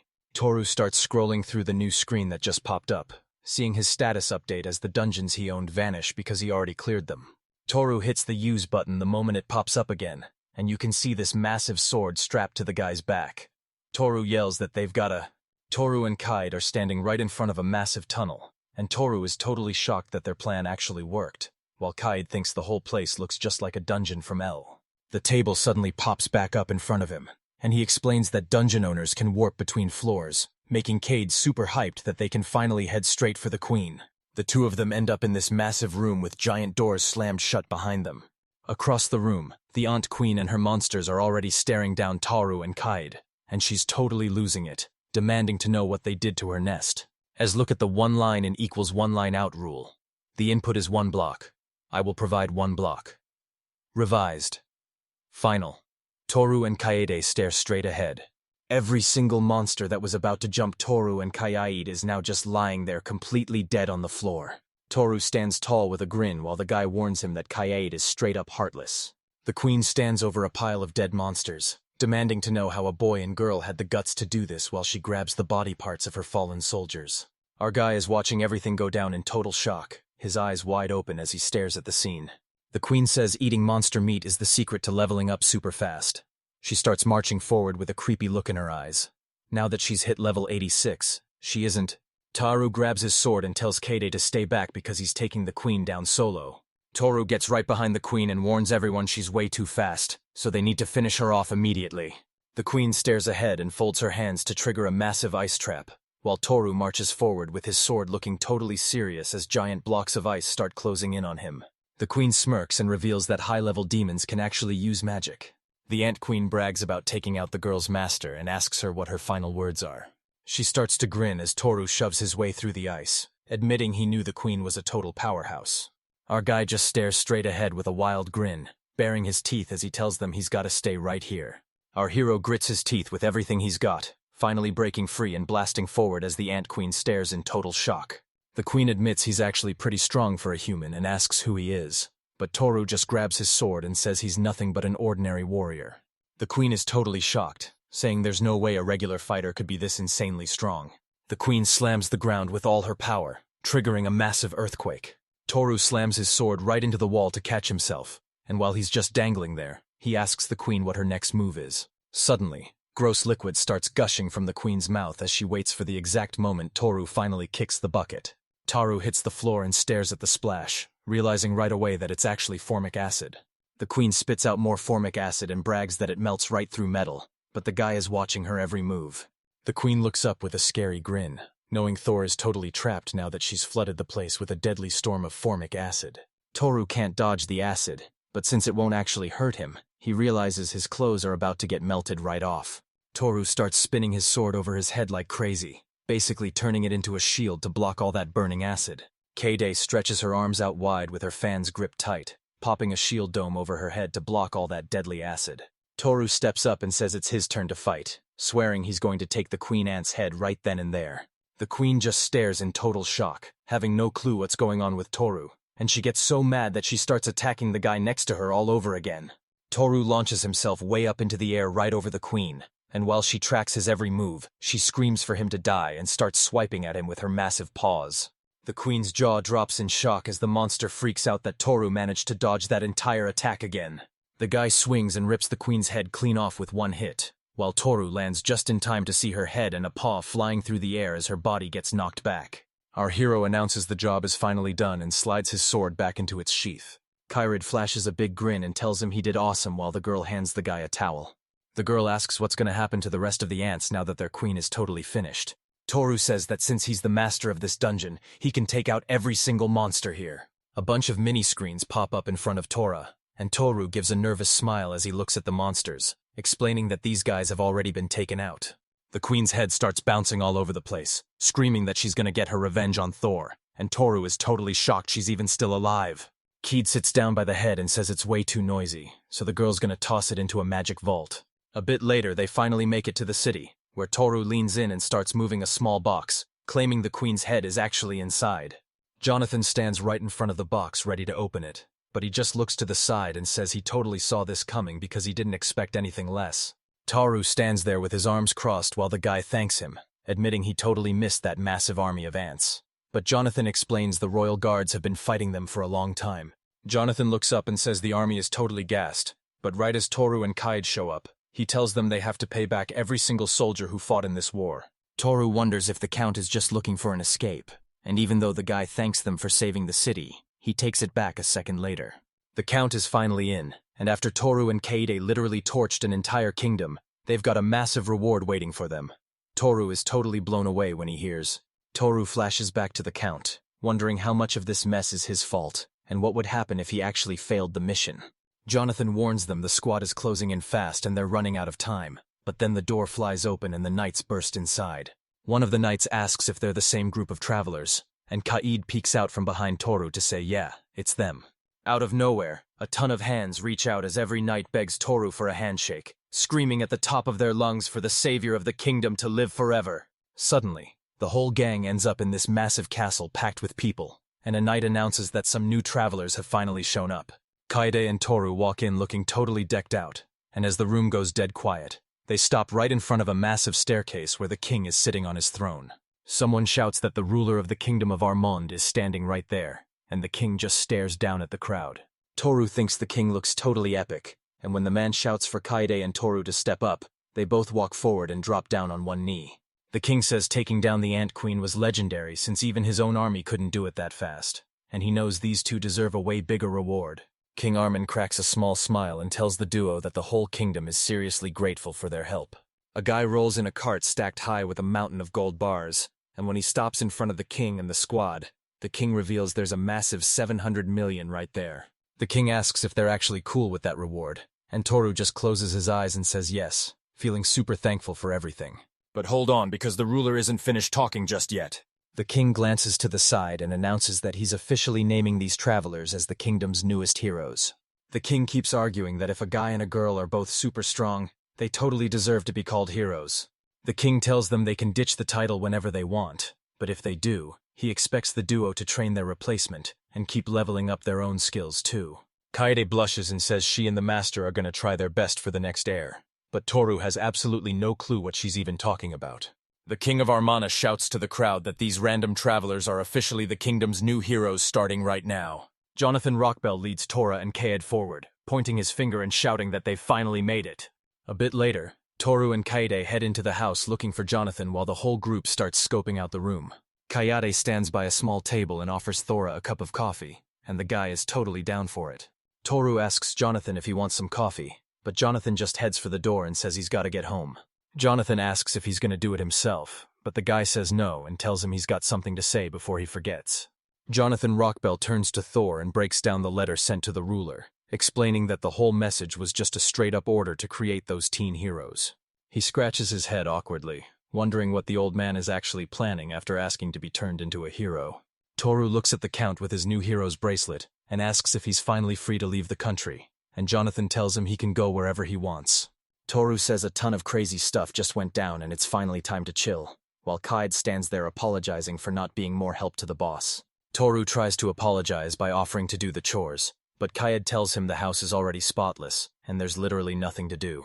Toru awkwardly tells Kaede she should go shopping, but she just looks ahead and asks him to come with her instead. He's wandering the streets wondering why Kaede kicked him out just to prepare. But honestly, he can't even remember the last time he was actually alone. Toru spots Kaede nearby with two guys trying to get her to go with them, but she just looks down and says she's already got plans for the day. Toru walks right up to the guys and tells them to get their hands off Kaede because she's with him. The men walk right up to the Tora and ask if the girl is its servant, and the young guy tells them she definitely is. Two guys jump Tora, but Toru charges straight in because he's totally fed up with men, and as they hit the ground, a crowd of people starts rushing over to see the... Toru looks over at Kaede, totally stressed out, while some guy asks if she's ever dealt with creeps like this before. But Kaede warns that the more they mess with. As they walk through the crowded streets, Toru mentions that being together like this reminds him of Livio. But Kaede points out she was just a little kid back then.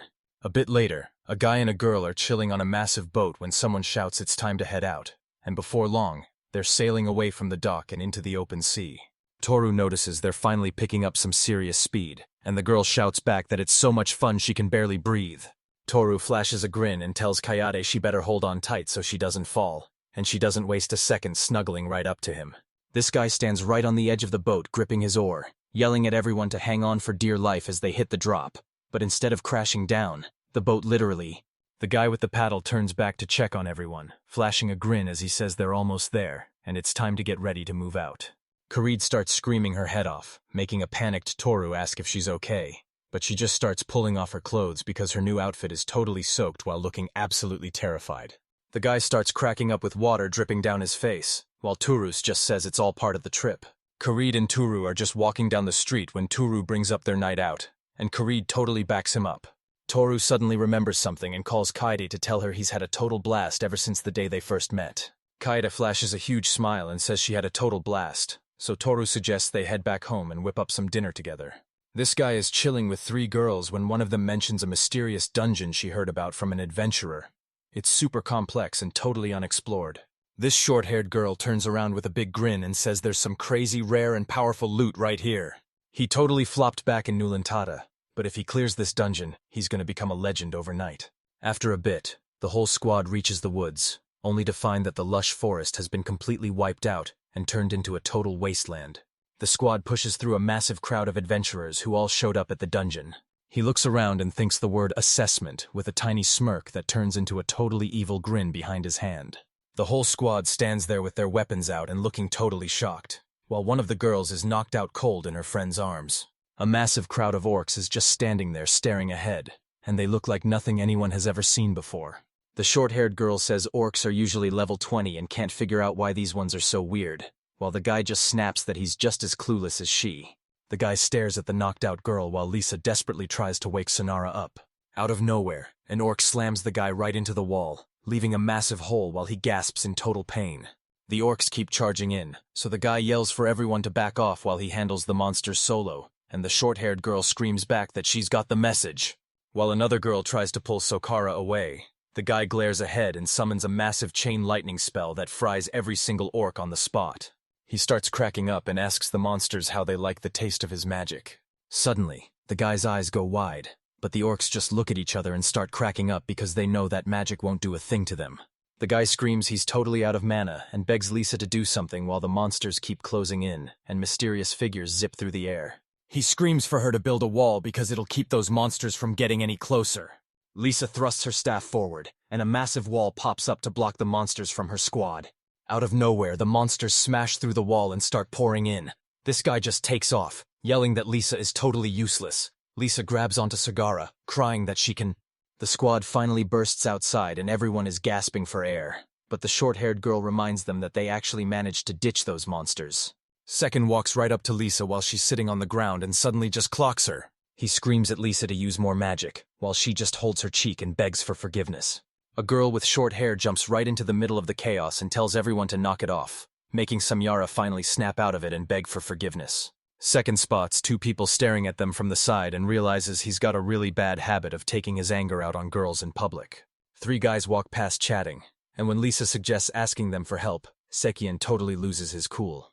Saren glares at the guys, looking totally ticked off. He realizes these dudes are only level 30. He's confused how they're even taking down orcs at such a...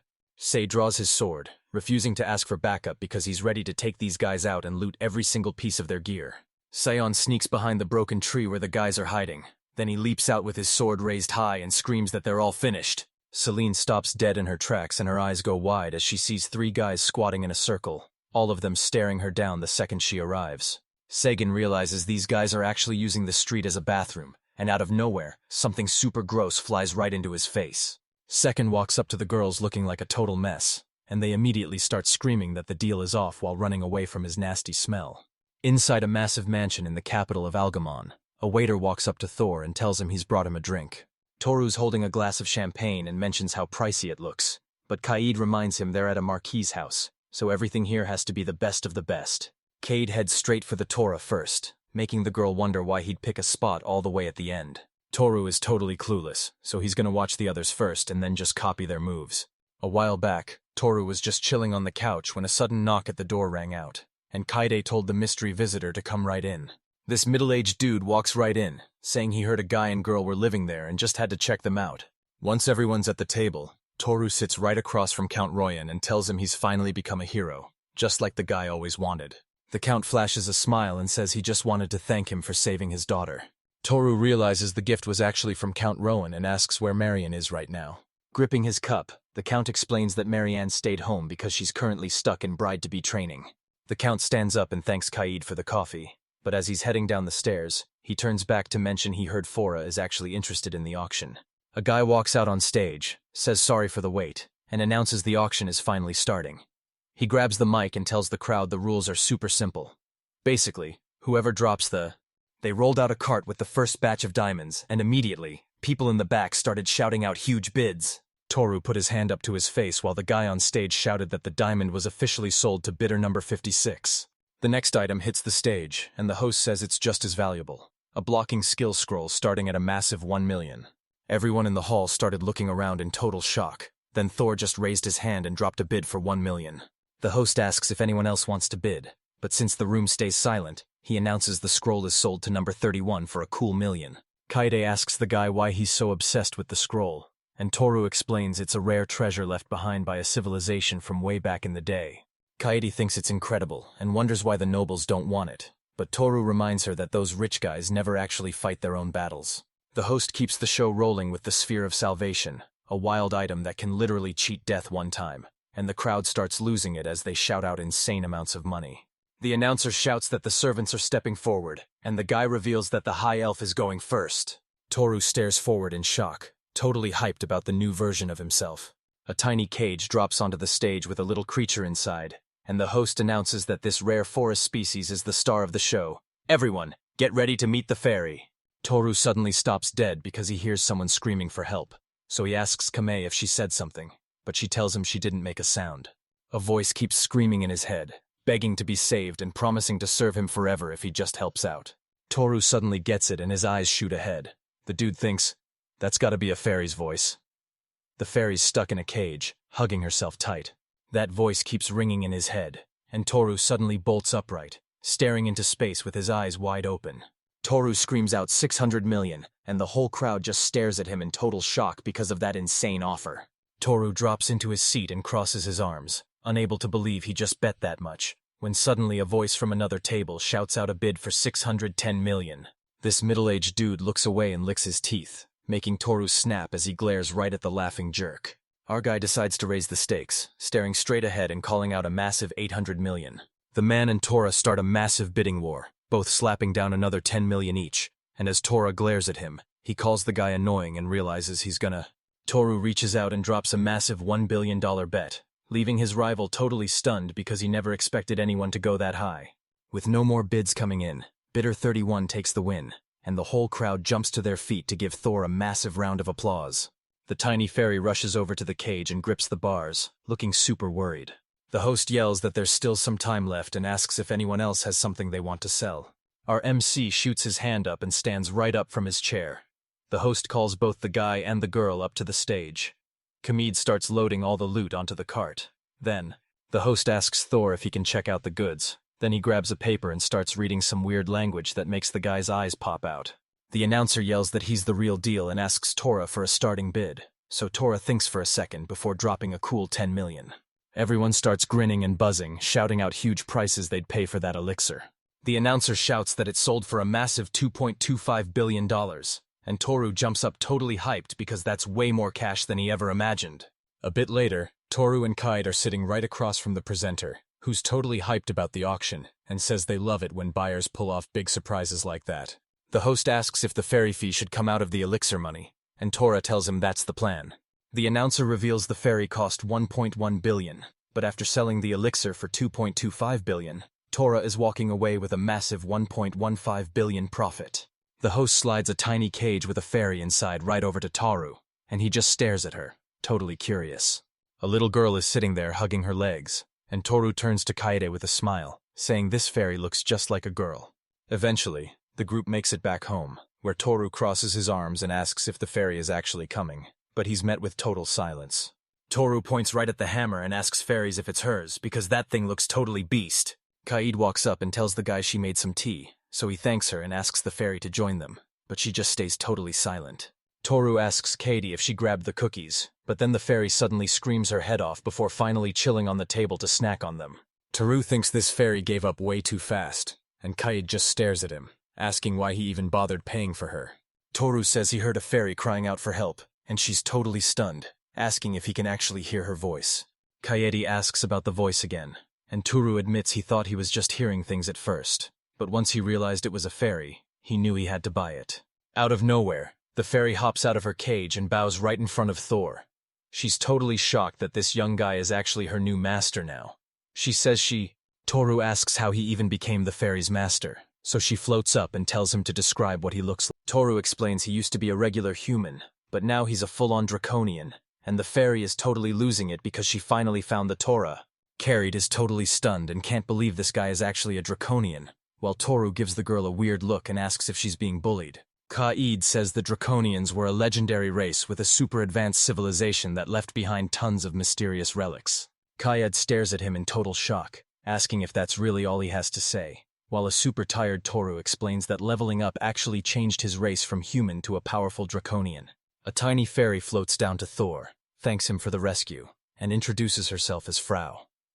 Thor looks down at her and decides to end their contract so she can finally go home, but she straight up refuses. She finally found a master, but her family totally rejected her, and Frau says the neighbors were even throwing rocks at her. Fru grips her hammer and asks Thora if she looks weak, bragging that even though she's cute, she's a level 30 powerhouse. Suddenly, this weird creature zooms right out of Thor's hand, leaving Toru totally confused, and as it flies up to Fru and makes a noise, she's just like, "Wait, what even is this thing?" One line out. If the user provided 4 sentences in one block, I should probably provide one cohesive sentence/line. Final polish. Toru calls the beast a panda. The next morning, Toru wakes up and realizes Frau is totally crashed out right next to him in bed. Toru heads downstairs and greets Kaede while she's serving breakfast, but she admits she hasn't seen Frau yet and asks if he has any idea where she's at. Toru reaches out with Frau and touches the antler, casually mentioning that Frau actually snuck into bed to sleep with him last night. Toru and Kaid are just chilling and eating breakfast when Fraud finally wakes up, looking totally freaked out and asking where she is. Frau hangs in midair looking totally over it, and she puts her hands on her hips to tell the owner she's super embarrassed, asking if this is really what they wanted. Kaid sets down another plate of breakfast and calls Frau over, both of them grinning as they start chatting away. He grabs his drink for a quick sip and tells the group they should totally come visit once they're finished at the capital. Frul lifts them high into the sky and invites them to her secret home in the Gridget Forest, a hidden village covered in flowers and all the beautiful spots fairies absolutely love. The guy thinks it sounds awesome, so Toru flashes a massive toothy grin and says their next stop is the fairy village. Fru huffs and looks away, warning them that fairies actually hate humans and won't hesitate to attack. The fairy warns him not to sleep on her kind, because the warriors back at her village are way stronger than she is. A bit later, Toru and Kaede walk into a massive hall, and suddenly every person in the guild turns to stare at them. A few guys spot the warrior and the fox right away, and then two girls walk up to ask if they're part of a traveling squad. This middle-aged guy walks into the meeting and says he's the guild master, so Toru asks him what's going on, and the master explains they're actually a group of travelers known as the Heroes of the Kingdom. The guild master is so hyped about their S-rank status that he'll give them literally anything they want if they just say the word. Kaede starts charging up a ball of light while Toru sits by the girl, but then, poof, they both just vanish into thin air. Kaede and Toru are laughing like crazy on the roof, and Toru realizes they can forget about sneaking into the guild now, which Kaede totally agrees with. Kaede suggests heading back to bake some treats, and Toru totally hypes her up, telling the fairy she's an amazing cook and has to try her food. Toru, Kaede, Panta, and Fru are just standing there when the guy suddenly taps into his magic, shooting a massive blast of water straight from his palm. Toru blasts his magic right at the massive cliffs, and he's totally shocked by how much his aim is leveling up. Toru gets ready to unleash his earth magic while Kaede just stands there with his eyes shut, but the girl begs him to stop. Toru starts cracking up as the guy admits he's always loved magic and wanted to give it another shot, but Kaede quickly tells the owner to hold on. Kaede holds up a finger and shuts her eyes, saying that even though she's just a servant, she's gotta speak up because this guy's magic is way too dangerous. Kaede says it doesn't even matter why Toru used her again, but he better watch his back, while Toru just stands there looking super awkward and claiming he's got everything under control. Kaede calls Toru's aim total trash and warns him he could wipe out a whole city, so Toru just looks down and promises to watch it next time. Toru scratches his head and explains that he can control all 4 elements, and since his mana is basically infinite, they need to find a way to use it to help everyone. Toru grips his brand new blade, hyped that he finally got the fire sword of his dreams, when suddenly a massive wave of magic explodes from his hands, nearly blasting Panudan and Frau right. Fru's perched on the panther and they both look totally ticked off, but Fru actually gets hyped thinking the guy is about to end it all, until Toru just drops an apology. Out of nowhere, a notification pops up right in Toru's face saying the dungeon level just jumped from 3 to 5, and he's totally shocked. Kaisid is totally freaking out and asking what's going on, so Toru stands up to check the messages where the guy explains his dungeon level just randomly spiked, and he has 0. Kaede thought for a second and mentioned rumors of a high-level dungeon popping up in the capital with insane loot, making it the new hotspot for every adventurer. Toru starts to notice his level is spiking, and Kaede realizes it's because a ton of adventurers just got wiped out in that dungeon. Fru just starts cracking up, saying she knew he could do it because that's exactly how a real demon lord acts, while the guy totally loses it, grabbing his head and screaming about what he's supposed to do now. Toru asks Kaede if she's ever heard of My Room. She tells him she's got no idea. The entire squad stops to stare at the sign. Toru. Suddenly, the whole squad gets warped into a mysterious room, and everyone lets out a huge gasp of shock. It's totally massive in here, but something about this place feels super off. Up ahead, the squad spots a massive crystal core, which means they've finally reached the ground floor. The guy realizes it's totally different from the real thing, and Kaede agrees, saying they were actually way below the bottom floor. Toru throws his arms wide and tells the group they should turn this spot into their secret warehouse since they're the only ones who can actually get inside. Kaede steps aside and asks if she can start setting up the room, but Toru tells her she's free to move whatever she wants without even asking him. Toru catches Frau and Panta mid-air having a huge fight, and Frau's already yelling that this place isn't home just because she saw it first. Toru just starts laughing because Frau got wrecked so fast, but honestly, it's no surprise since Panta is basically a fairy. Fruk stops and realizes Panta is only chasing Fru to be a total pain, but Toru looks over and thinks they've actually become best friends. The next morning, things kick off at their temporary hideout, where Kaede is hanging up her laundry with a huge smile while the sun beams down on her, and our main guy is just vibing. Kaede yells that they need to go over the plan for the day, and Toru just looks down and agrees. Toru heads downstairs to see what's up, and Kaede explains she wanted to wash Fruz's clothes, but the guy didn't even have a backup outfit to wear. Kaede flashes him a big smile and says she wants to go hit the shops for some new clothes, so Toru just rubs his head and tells her they're totally free for the day. A bit later, the whole squad heads into the city, and Kaede plops down in a chair, saying it's the perfect fit for Thor. Toru gives a nervous grin and says the chair is cool but way too flashy, so he figures he should just go buy some storage chests for his room instead. Toru and the squad are walking down a super crowded street when Kaede suddenly stops and points at a shop she wants to check out. But Frau is totally losing it because it's just a... Kaede apologizes to Frau since this is the best they can get, and Toru shouts that they're out of time, so they have to use what's available now and worry about custom gear later. The shop door swings open and the squad walks in, immediately scanning every corner of the room. Toru stops dead when he spots a row of dolls in a display case, and looking closer, he realizes Little Native and Sawara had those exact same toys back when they were kids. Cade walks up behind Thor to check on him, and he just turns around and says it's nothing but some bad memories. Toru asks if they finally found a body for Fru, but Kaede just stands there in total silence with his head down while Fru floats above them and complains that every single doll is way too big. Trowel stands right next to one of the dolls and points out that their body shapes are totally different. Suddenly, a guy pops up and calls the team out for their issues, so Toru agrees and asks the owner if he's got a fix for their bad mood. Fru zips right up to the guy's face. He stares at her in total shock, admitting he's never actually seen a real fairy before. He tells the group they're in. Toru asks what they are, and the shopkeeper explains they're fairy clothes his late wife made. He starts thinking about her, saying they actually got married because they both loved fairies. He shoves the chest toward them and asks if they'll take it, saying he doesn't even want the money, while Brow admits that even though she hates people, she's cool with anyone who loves fairies.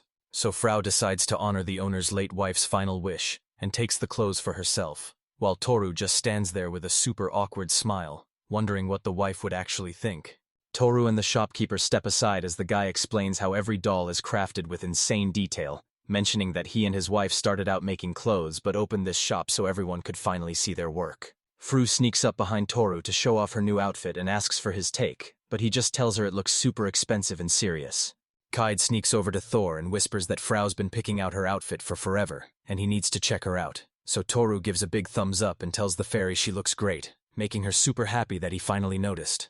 Froof hops onto the table and points right at the package, and once the fairy says she'll take the old man's gift, he's so thankful while the owner finally relaxes because his wife's dream is actually coming true. The crew stops at the exit to tell Thor they'll see him again soon, and he steps outside with a bow, letting them know they're welcome back anytime. This guy walks into his shop and plops down, picking up a photo of his wife to tell her that her big dream is finally happening. Across the table, a guy spots a package with a note telling him to use the cash inside to make dolls, and as he stares at the massive pile of money sitting on a cloth, Toru, Kaede, and Fru are heading back home when Toru tells the fairy she's gotta handle this stuff, and Fru is totally down for it. The door bursts open and Kaede walks right in, wishing him a good morning before telling him to take off all his clothes. Toru gives a super awkward smile and asks the girl to wash his shirt since she already smells, while Kaede panics and shouts that he's totally getting the wrong idea. Toru pulls off his shirt, admitting she finally won him over, and tosses her a tea while Kaede hands him some fresh clothes in return. The whole crew is chilling at breakfast when Toru notices the food tastes way better, and the girl explains she actually hit up a brand new shop today. Kaiside asks where they're headed today, but Toru is totally stumped since he's already hit all his favorite spots and has no clue what to do next. The girl flashes a smile and asks to go shopping, and since Kaede says they're fresh out of food, Toru is totally down for the trip. A bit later, the whole squad heads into the city, and as Toru walks past a table, he overhears someone asking if they've heard the news about sandworms popping up all over the kingdom. The guild was getting slammed with worm requests, but everything went south because these creepy things just kept growing back. As Toru and Kei cross the bridge, he tells her they've got to get back on the road, so they stop and look out one last time since they've already stayed way too long. Toru stares ahead, looking totally heartbroken. He starts seeing familiar faces in the crowd and actually considers staying for good. But a part of him just can't let go of what happened. The crew hits up a super busy market where Kaide's already ahead of them bragging about her shopping spree, when suddenly Toru hears a loud scream calling out for a girl named Kumin. Toru walks up to the lady to see if she's looking for someone, and she tells him she lost her 5-year-old daughter at the market, so he offers to help find her as long as she can describe what the kid looks like. The mom starts frantically describing her kid, so Toru and Kaede bolt through the market, yelling her name at the top of their lungs to find her. Toru catches a whiff of some super strong food from a shop, sprints over to Kaede, and grabs her hands to ask if she can actually track someone down just by their scent. Kaede stammers that he's got this, and a hyped-up Toru says they need to find their mom right now, so she hands Kaede a handkerchief and takes a deep sniff of. The woman and Toru watch every move as Kaede drops his head, shuts his eyes, and takes a deep breath. Kaede suddenly bolts, yelling that the cumin is still there, which totally freaks out the woman while the guy asks where it is. But the girl just tells her to keep up. Kairid whips her head around as she catches a human scent, and the whole group follows her down a narrow street paved with stone. Kaede hears a voice zoom past and sees a girl on a weird monster crying for her mom. but she's told to stay strong because they're definitely going to find her. Toru and Kayaid freeze when they realize it's Panta and Frau. Toru is totally confused about why they're even there. Then the woman rushes forward and calls out the Kuman's just chilling by the pond when she hears her mom's voice, and the woman comes sprinting over, demanding to know why she just took off without saying a word. Toru and Kied are just standing there as she flashes a huge smile, saying she's so glad everything worked out, and he totally agrees. Suddenly, the whole place starts rattling like a massive earthquake, and as the guy looks around in a panic, someone near the woman is screaming at her to get out of there. The monster towers over him and lets out a massive roar, making Kuman completely lose it as he cries out for his mom. Toru resorts to Frau and Kuman. With a woman in his arms, he barely made it. Frau is surprised that a young man is here. Toru yells for Katie to distract the worm while he grabs Kuman and her mom, and she shouts back that she's totally on it. Toru yells for Panta and Fru to grab the girl and her mom, and they immediately scramble way up high. Toru realizes there are way too many sandworms, and if those guys at the table were right, it's all because of the kid's magic. Kairid keeps baiting the monster through the houses, and just as it crawls closer, she pulls off a massive jump into the air. Kaede looks back as she sprints toward the crowded streets, but she's so distracted she doesn't even notice the monster closing in until some gross liquid splashes all over her. Toru rushes up from behind and sees everything, shouting for Kaede before talking smack to the beast and slicing the sandworm's front half clean off with just one insane kick. The monster's body starts growing back right in front of him, and Toru is absolutely terrified because he totally forgot this thing could regenerate. The guy rushes right up to her and asks if she's okay. Toru spots something's wrong as Kaede drops to the ground to cover herself, because that monster's gross spit is literally melting her clothes off and she's begging him to look away. Kaede tells Toru to handle the worm and he's down, so while they scramble to their feet and Kaede protects Tal, he mentions the girl could just freeze the thing, if she hadn't left her fans at home. Kaede admits she can't really control her magic, so there's no telling how strong it'll be or if it'll even hit the target. A massive worm slams into Toru and Kaede, sending them flying, but Toru is already cooking up a new plan. Tora stops to think and realizes that raw power won't work since this monster keeps healing, and the longer they wait, the more the city gets totally trashed. K8A yells from below that she's got a spell ready but needs some space, so Toru tells her to blast her wind magic the moment he gives the signal. The worm swerves as everyone screams and runs for their lives, but Toru just gets even drunker while digging his fingers into the beast and launching the massive monster straight into the sky. Kayade sets off a massive air blast that sends Toru flying up to grab the worm, and as he holds on tight, he tells the monster that this is the perfect place to get some serious payback. A bit later, the mom grabs her daughter's hand and thanks the team while the little girl waves goodbye to the fairy. Fru is totally losing it because she can't believe they actually had the nerve to call her that. Toru says it's getting late and they need to head home, but Frau flies right up to the guy and begs for head pats since she totally saved that mom and her daughter. Kaede is standing off to the side looking totally bummed out. But then Toru walks up and wraps his jacket around her to keep her warm, making her finally smile as she holds onto it. Toru finally hands the key over to Jonathan, who grabs it and asks where the squad is headed next. Toru just grins and says it's a secret, but he promises to hit up the count through the guild if he actually pulls this off.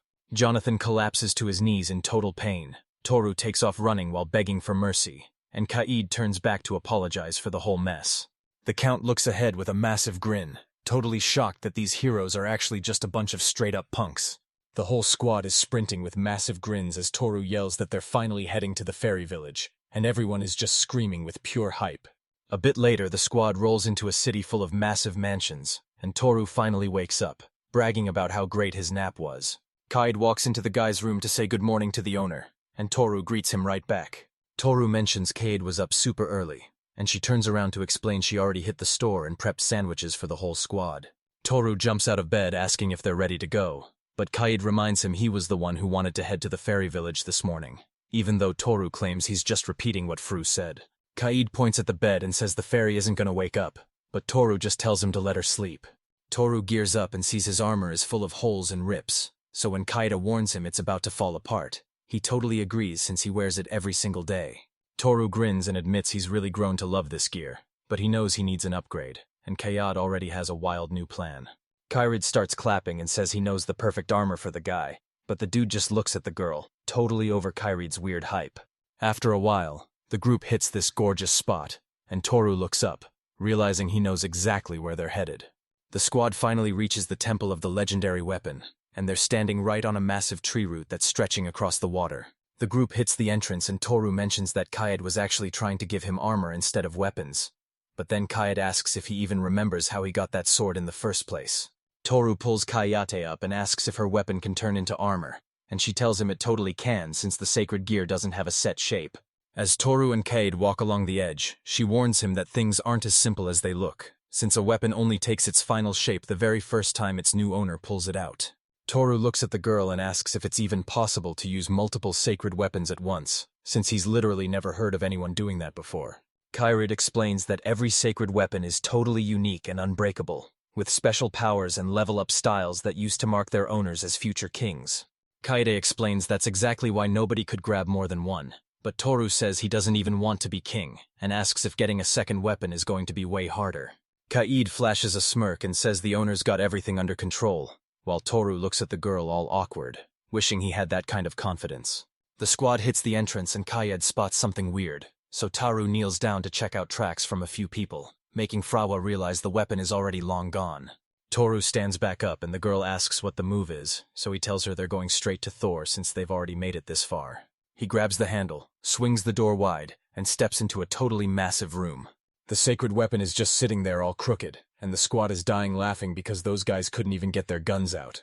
The squad reaches the pedestal with the legendary weapon as Tora heads up the small set of stairs. Toru stares down the sword, wondering if he'll finally get his armor, or if it's all for nothing, when suddenly, a massive flash of light hits him. Just a few days ago in the capital of Almont, Seguin and his crew are hanging out at the counter, asking if anyone knows who they are and if there's any good work for them. Sekin catches the people behind him staring and asks what their deal is, while the guy totally panics thinking he's been recognized.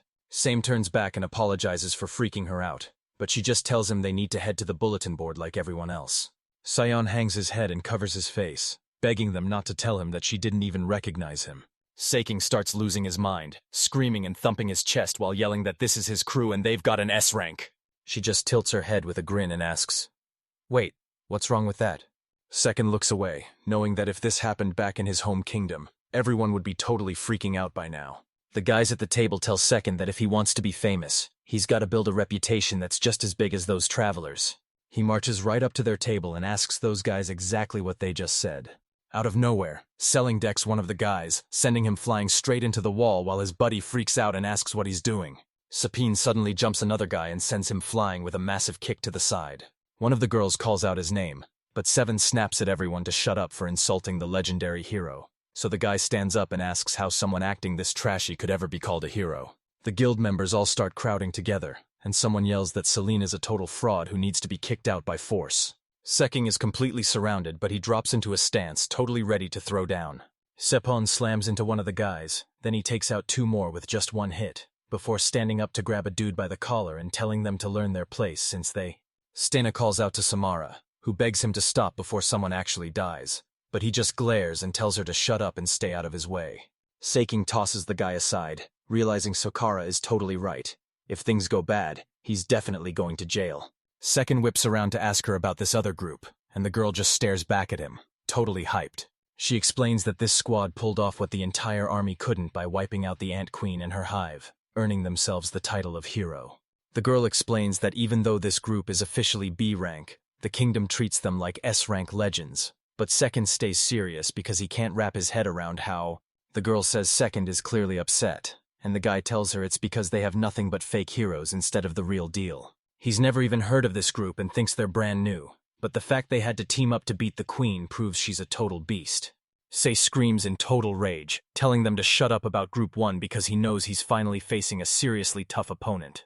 Seking walks up to the counter to ask where the group is headed, and the girl gets super hyped as she tells him they left the capital for Grigot.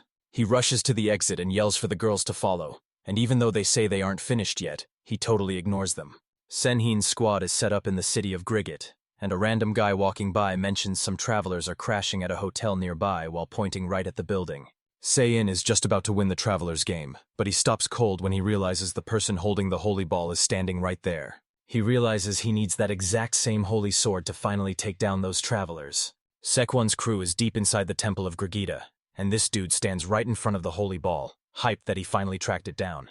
The girls cheer from behind, saying they're super hyped for him, and one adds that they've got to support the boys to keep the vibes right. Same puts a hand to his head and stands up with a grin, knowing he's finally about to get what he deserves after all the crazy stuff he's been through. Selene thinks today is the absolute last time he'll ever have to pull his sword to deal with those travelers. Selene gives the holy sword a huge tug, but it won't budge, and after the short-haired girl tells her to stop being so cocky, Selene asks if she thinks the blade is actually testing her. Sakin shoots a nasty look and puts all his muscle into yanking that sword away, screaming his lungs out as he pulls. The girls rush over to support him, one teasing that his face is red as a tomato while the others cheer that Sen's got this because he's a total hero. His face muscles are bulging and he's dripping with sweat, totally confused why the sword won't budge. Second spent the whole day struggling to drag that sword out of the temple, but he couldn't move it an inch, and you could hear him screaming his head off every few minutes. The day after his second trip to the temple, word got out that the holy sword was pulled out like it was nothing. Kareed is totally impressed, but Frau's just confused and asks if this is even normal, while the guy holding the ball asks him what he's gonna turn into. Out of nowhere, water starts gushing out of the ball, and Kami is so confused he just shields his face with his hands. She checks out his new armor and tells him it looks awesome, admitting she thought it'd be way heavier, but this style is actually pretty sick. The Taurus crew checks out their shiny new gear under the light, and when Cade walks up to ask how it feels, the guy tells her he needs a minute to wrap his head around it. A second later, he starts busting out some moves to see what his fresh new armor can really do. Toru scratches his head and says he's a fan, especially since the gear looks like heavy metal armor but feels super light, and Coyote is just hyped that he actually likes it. Toru asks the girl to see what this sacred weapon is really made of, and she gets straight to work checking it out. Kareed says it's a total waste of time because her level is way too low for that holy weapon, and the girl is sure that even if she levels up, she'll... The guy crosses his arms and asks what's going on, so Kaid explains that a high-level spell is totally hiding the armor's true features. Toru was pretty sure he'd fail the evaluation, but he still wondered who built this legendary weapon that can literally do whatever the owner wants. He looks at her and realizes he's super curious about her backstory, but he decides to save those questions for later. They clear out of the temple, and since they finally got the loot, the guy says it's time to hit the fairy village, which has everyone totally hyped. By nighttime, the whole squad is deep in the forest, crashed out in a tent right in the middle of a massive clearing. The rain starts pouring and wakes him up, but when he heads outside, he's just glad those massive trees are keeping him totally dry. He looks up at the floating monster, and Toru actually thanks it for keeping them safe while they slept. Toru lets out a big yawn, glad the creature is watching their backs, but he knows he'd snap awake the second it had to start fighting. Toru peeks inside the tent to find the little fairy and the magical beast fast asleep, thinking to himself that these two could literally crash anywhere. Suddenly, weird messages start popping up right in front of Toru's face, and he's totally freaking out because he has no clue what's going on.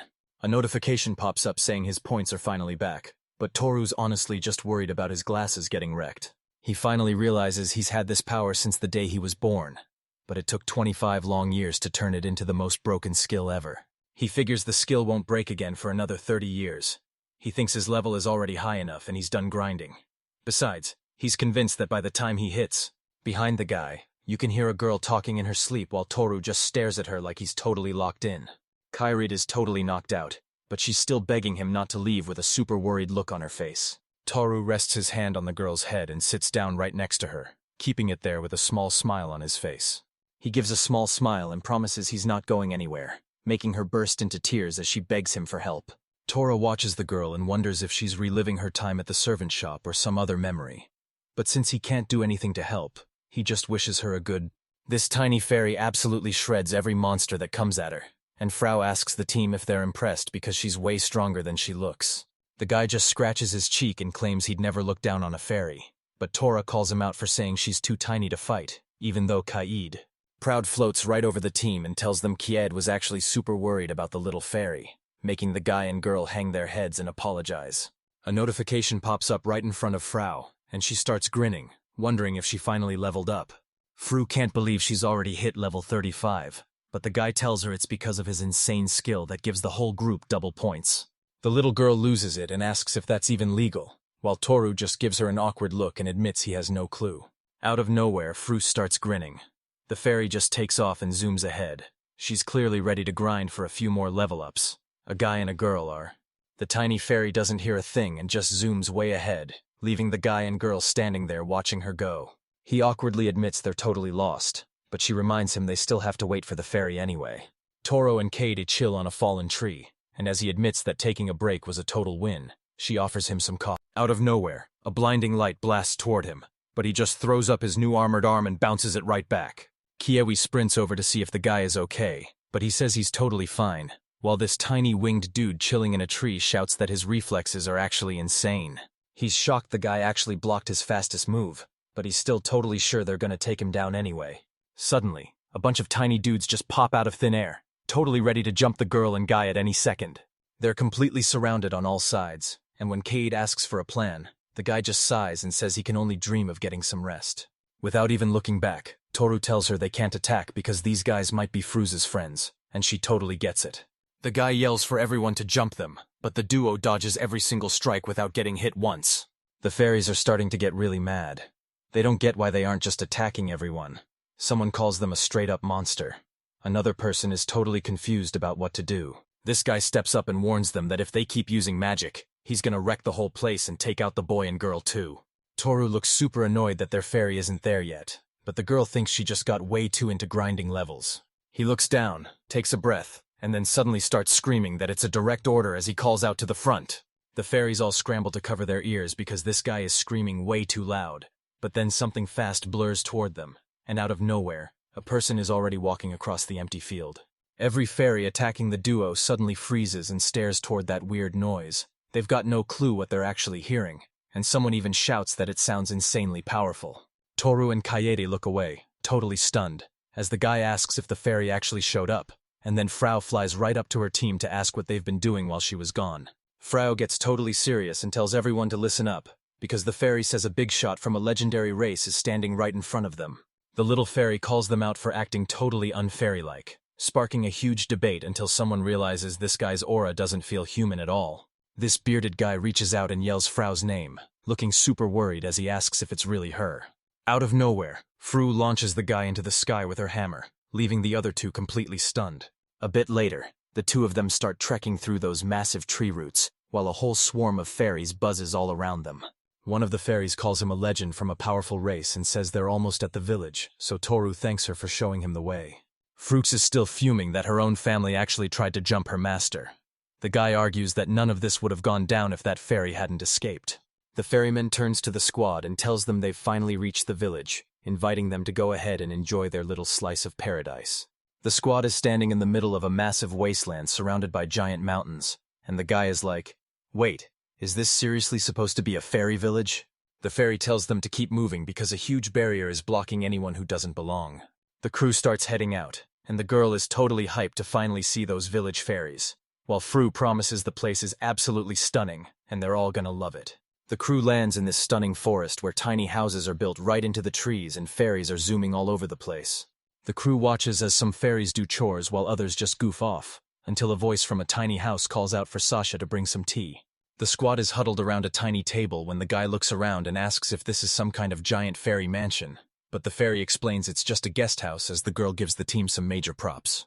An old man is already waiting for the squad, and it turns out he's Fru's grandpa and the part-time chief of Ferris Village, who immediately says sorry for the way they were treated back in the forest. Out of nowhere, the headman starts kicking the guy who jumped them in the forest and demands to know if he's finally gonna apologize. The village leader orders the guy to get up and apologize, and when Toru asks if that's too mean, Stero just says the man is strong enough to handle it.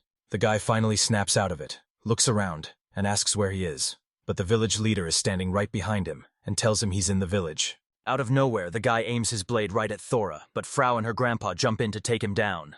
The guy asks the leader why he's even bothering to protect everyone. The leader tells him to look closer, and he'll finally see what makes them special. After all, this dude is...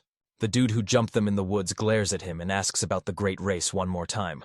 Out of nowhere, the guy starts bowing like crazy and apologizes for not realizing who he was right away. Frau's grandpa jumps the guy, telling him he needs to think before he acts, and Taru feels legit bad for the dude while watching it all go down.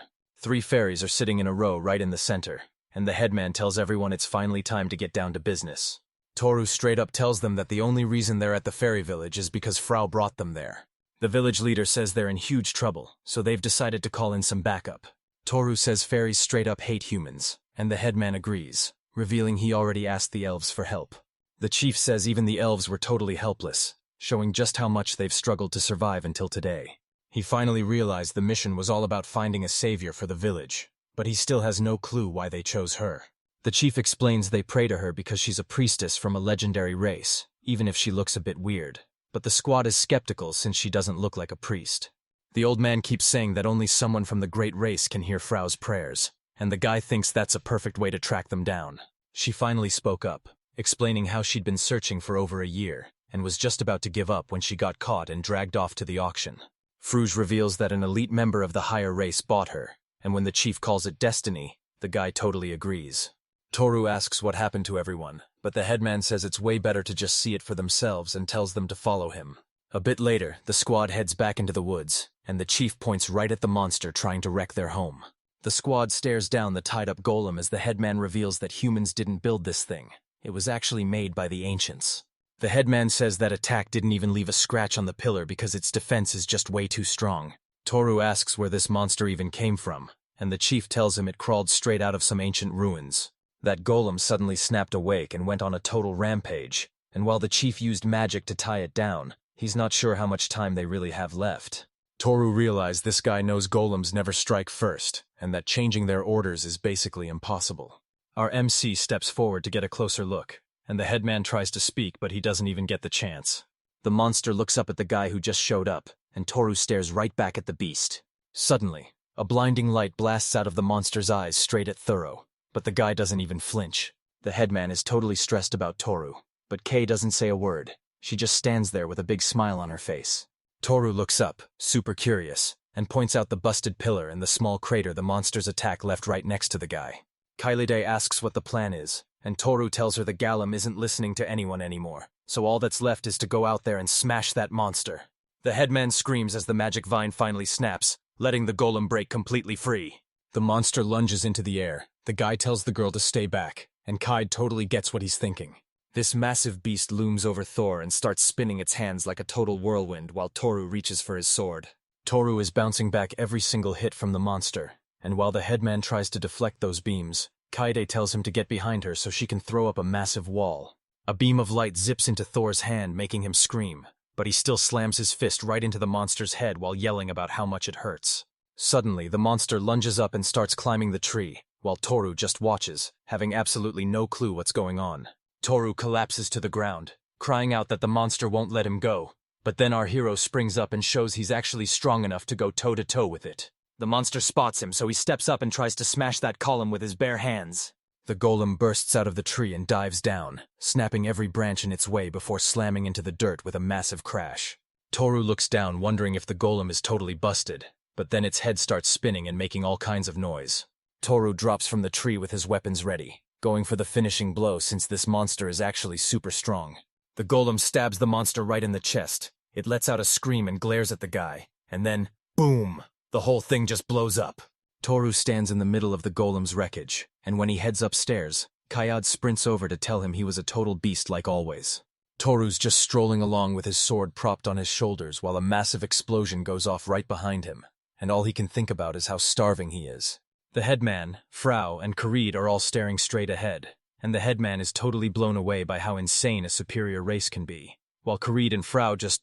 Toru stands up with a huge grin and asks the village leader for some lunch, so the old man tells his people to get the table ready right away.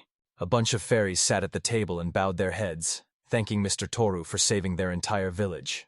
He awkwardly waved them off, saying it was no big deal, but the fairies insisted that without him, the golem would have totally wiped their village off the map. Fruze's grandpa announced they're throwing a massive feast tonight to say thanks, telling everyone to just kick back and enjoy the party. Toru awkwardly scratched his cheek and agreed. Then the fairy zipped over to Thor and begged him to introduce her family all over again. Proud starts introducing her fairy family from right to left, starting with her grandpa Jujin, who runs the village, her grandma Banya, her parents Papakau and Mamiri, and finally her brother Outwood. Finally, she introduces herself as Fru, the master's servant, making Thor feel totally awkward since he doesn't think being a servant is something to brag about, but her family just starts cheering and welcomes him in with open arms. Grandma wiped away a happy tear, saying she was just glad to be alive to see this moment since she never expected to meet someone so incredible, while Papa Tao and Mama bragged that the brother congratulated her for finally staying out of his way, and she bragged about being the greatest before asking him what he even meant. That Frau flew right up to Thor to ask about her family, and when he told her they were all being super friendly, Coyote just smiled and totally agreed with. The Frau family all laughed and scratched their heads at the same time, but Toru was getting such a creepy vibe that he actually felt like killing them, making him wonder if these guys were even...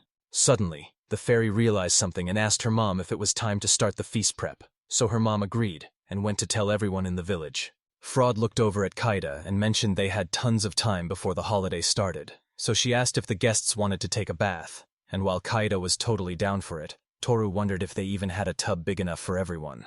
Fairy said yes and told them there's a guest house just like this one, since they've hosted other races before and she's gonna fill them in on the whole situation. Toru stood there in just a towel, looking out at the forest from the massive bathroom, and admitting the place wasn't half bad. He hops into the bath and mentions how amazing it smells with all those flowers and fruit floating around. But just as Toru is vibing with the forest view and thinking about washing his hair, Toru spins around and totally loses it when he sees Kaide standing there in just a towel, asking if she can wash his back. He told her he could wash himself just fine, but Cade insisted on helping and asked if he'd still say no if she was wearing a swimsuit. She drops the towel and asks if he's really not into her, making Toru blush like crazy as he tells her she's actually super hot. Water filled the tub with flower petals and fruit floating everywhere. The girl knelt down and started scrubbing her master's back. Toru felt super awkward because he couldn't stop thinking about the... He looks at his servant and thinks she's so cute he can barely keep it together. Kairi is really putting her heart into scrubbing him down. She tells him she's washing his front. Toru was totally shocked, and the girl kept scrubbing the guy's chest while he suddenly felt something huge, soft, and bouncy on his back. He started wondering if she was using her whole body to wash him, and she was breathing right in his ear, making things super awkward. Toru completely froze up, thinking this was a total disaster. The guy shouts that he's hitting the bath next, totally shocking the girl, while Kaide awkwardly apologizes to Jura. But Tora speaks up and says he actually loved it. He kicked back in the tub and let out a happy sigh because it felt so good. And when Toru asked the girl if she was gonna wash up, Kaide told him she was just there to... He looked at her and asked if she was freezing out there. He told her to climb up and lay down right next to him. She said yes to the offer and jumped into the water with... The two of them chilled side by side in the warm water, talking about how the place smelled amazing and was just super relaxing. Suddenly, something brushes against the guy in the water and totally catches him off guard. Toru grabs it and pulls it up to see what it is, but then the girl suddenly lets out a loud scream. Kaide turned her back, and the guy realized that for a beesman, their tails are super private. But after he promised to be gentle, she actually let him touch it. Toru starts checking out the girl's tail and points out how skinny it looks now that it's wet, making her blush like crazy while he touches it. The guy slid his hand to the very tip of his tail, saying he was even thinner there, and Kaide totally lost it and screamed. The guy finally lets go of her tail and thanks her, which totally confuses Kaide. But then he notices the girl is blushing like crazy and asks if she's okay right before something else catches his eye. He shouts her name and tells her to look up, where a ton of stars are flying across the clear sky right through the forest trees. Toru and Kaide were totally mesmerized as they watched the stars fall. They couldn't stop talking about how incredible the view was. This is a memory they're definitely going to keep. Safin and his crew are on the move, and one of the girls is already asking how much longer the trip is going to take. The squad was trekking under a sun that was absolutely roasting them, and when she started whining about being hot, Sang told her to shut it since they already knew. But Lisa snapped that if he'd... Second gave the girl a massive side-eye, cursing her out in his head because he had no clue how this guy planned to find the sword, especially since his whole kingdom considered him the most pathetic hero in history. Sarian was totally locked in and needed to fix everything right now, but while Neely was walking and blocking the sun from her eyes, she suddenly spotted something. Neely spun around to her crew and shouted for Sebron, pointing right at the city and suggesting they finally take a breather there. Sagan shot the girls a frustrated look as they finally neared the temple, realizing that everyone was totally running on empty. He told the girls he wasn't down for it and they should just head to the city, which made them cheer with excitement. But as she marched ahead all hyped up, he realized she... A bit later, Sechin's crew finally hits the busy city, but Lisa, Sokiara, and Sechin stop dead in their tracks, looking at something totally gross while some guy nearby asks what. The table was covered in plates of gross bugs and larvae, and the girl immediately freaked out, shouting that there was no way she was eating that. Makara was totally floored that the locals actually ate this stuff, and Lisa just gagged and said hard pass. Even the guy agreed it looked super creepy, but then she suddenly grabbed a spoon and shoved a huge bite into her mouth, leaving Sikane in total shock. She was shocked that it actually tasted amazing despite looking super creepy, and as she kept devouring the food, the guy was completely floored that she actually liked it. He covered his mouth in total disgust, swearing he'd never touch her again, and deciding he had to get rid of her right away. Samara said she'd rather just order some bread. Lisa totally agreed, and Sapin thought they were acting completely normal. She told him to eat before his food got cold, so he grabbed a spoon and said he was starving, especially since he had no clue when he'd get to eat again. The guy cursed and figured it didn't even matter since he was a hero with no limits, so he just started stuffing his face. They finally made it to the temple, and Seihin's squad was already waiting right at the front gate. She looks over and asks if he's feeling sick. The guy is doubled over and shaking like crazy. He yells at her to just shut her mouth. Sakane is looking super stressed. He looked at her and wondered why he had to eat the same thing, feeling like it was totally unfair that she was so calm while his stomach was doing flips. But he knew they were finally there, and they reach a massive door, but when the guy tries to shove it open, it doesn't even budge, making Lisa ask if he's okay before she notices he's shaking like. Second was seriously losing it and telling the girls to shut up in his head because he was dying to hit the bathroom. But then the massive doors finally swung open and the girls were just hyped too. The group headed into the temple to grab the legendary holy sword. Our guy was trembling so hard he could barely even walk. He stared at the blade and felt like it was miles away from him. Second dragged himself toward the holy sword, thinking he was just a few inches away. His legs were shaking like crazy. Solara and Lisa were right behind him, cheering as loud as they could. She stood right there, watching him go all out as he tried his absolute hardest to yank that holy weapon free. Seihin was shaking like crazy and swearing under his breath as he gripped the sword with everything he had, knowing that if he strained any harder he'd totally lose control of his bowels. She rushed over and grabbed the handle, leaving Sen totally stunned. He started swearing at her out of nowhere. He screamed at her to stop. But as soon as that sword finally moved, the holy sword finally popped out of its spot, sending the guy and girl flying backward. Lisa and Sokara cheered like crazy since they finally grabbed it, looking back at the girls with huge. As soon as the girls saw what happened, the temple erupted with screams, and at the same time, Toru and Kaede were getting cornered by a huge mob of villagers in Fae. Fairies were all over the place dancing and grabbing drinks, and Toru was right there in the middle of it all having a total blast. He downs the drink and starts excitedly shouting about what fairy meat actually is. Toru glanced over at Kaede, who was just chilling right beside him. She totally agreed with Eren, telling him the drink felt super smooth and tasted amazing. Then Frau zoomed over to him. Proud waved her hand to show off the food, and suddenly fairies were flying in with massive plates for the guest. They laid out a total feast, and a guy grabbed his fork and knife, telling him to dig in and enjoy. Toru and Cade are totally pigging out while Fra flies around, when suddenly Papa No walks up with a bottle and offers to pour them a drink. Ferris's dad asked if Frau was doing all right, but the guy told him she's a total newbie on the team, and he has no idea what her deal was before she joined. Taru and Fru's dad are all smiles as they chat, and Papa Kao says he'd be happy if Taru kept protecting his daughter, but when Taru asks if, he's like, wait, what is this guy even talking about? Since fairies are basically just servants for some higher race, and their only value is how loyal they are. He just keeps smiling. Suddenly, a bunch of others flew over to the Ferris father, shouting that they wanted a turn to talk to Toru too. Outwood complained that it wasn't fair for the dad. The guy suddenly stood up and apologized, saying he had to step out for a bit. Papa Fairy offered to walk him out, but the dude politely turned him down. Kai Cleed watched him leave. Night fell over the fairy village. A massive feast was popping off right under the trees. Toru sat way up high, just watching the whole thing. He was keeping a close eye on. Kaide calls out to the owner, who then shouts for the girl by name. The fox girl walks over and sits right next to the guy. She asks Toru if he's... The guy was totally silent, so Kafi asked why he looked so wrecked, and after an awkward sigh, he finally admitted he couldn't hide it anymore. But the girl just smiled and told him she... Toru turned around and said seeing Fraus's family reminds him of his own mom, and after a quiet moment, Kaede straight up asked him how she died. He started thinking back and finally opened up about his past. He was only 15 when everything changed. He got home to find her covered in blood, and she didn't make it. Toru straight up told her she was his entire world, smiling as he admitted he couldn't even survive on his own, and that she was the only reason he was still alive. He sadly asked if she really dumped him, and when Toru confirmed she chose the hero Serene instead, Kaida was absolutely blown away. The guy kept moping about how he wasn't good enough for her, so Kaide gave him a sad look and a healing hug, and that's how the night's story finally wrapped up. The next morning, the squad headed out to scout the temple ruins, and stood right next to the massive stone walls. He looked over at Fru to confirm there were never any golems here, and after the fairy said he was right, He asked Kaida to check for any artifacts or scores, which she promised to. Fraud asked Toru what she should do, so he thought for a second and told the fairy to go raise her love brow, and she zoomed off immediately, shouting that she'd be happy to do it. Toru's squad started scouting the area. Toru was busy checking out the golem corpses. Cade was focused on something else entirely. Suddenly, the girl shouted to her boss that they were standing right in front of the temple entrance, and when Kaide asked what the plan was, Tora told her they were obviously going in to check it out.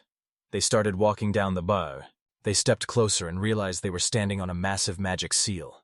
And after Kaisade identified it as a teleportation circle, Toru asked if she'd actually seen one of these things before. They sat down by the circle and she said no, but she told him she had a feeling she could read him and that he'd take them to the top. The guy asked why the circle was. Toru figured that stepping on the circle would warp them somewhere, so he asked the girl if she knew where they'd land. But Kaide told him she only knew this one was powered up, which meant the second circle was still active and they could totally travel between them. Toru stared at the portal, knowing it was super risky to jump in blindly. But he couldn't stop thinking about the insane loot or legendary stuff that might be on the other side. So she flashed a smile and told him she'd follow him to the edge of the world and never, ever leave his side. He just grinned at her and said their next stop was already decided, making everyone scream out in total shock. Toru and Kaide were totally swarmed by fairies begging them to stay forever, and Rouse's dad even grabbed Thora, pleading for 30 more years, but Toru just brushed them off and said that would take way too long. Suddenly, a voice screams for everyone to shut up, blasting the fairies away in every direction, while a crow flying by Thor asks if they seriously forgot they're just servants to a superior race. She told them the gentleman is a big fan of this place, so they better get ready for his next visit and make sure they handle everything with total class. The fairies hung their heads and realized Fru was totally right, so they agreed to let the guests leave. The villagers finally let the guy go while he kept thanking Fru for saving him. A little while later, Toru's crew was ready to hit the road, and as they said their goodbyes, Frau yelled that they'd definitely be back while the villagers waved them off. The crew heads straight for the cave as Toru warns them that things are about to get totally unpredictable. He tells them they might even hit a swamp or something worse, so they have to stay glued to. They jumped into the circle, ready for whatever crazy stuff was coming next. Thor just couldn't help himself and let his curiosity take over. Now he's ended up in a place he doesn't. Right now, Second is finally gripping a sword in his hands. He's laughing like crazy now that he's finally scored a sacred weapon. The guy looks absolutely epic in this moment.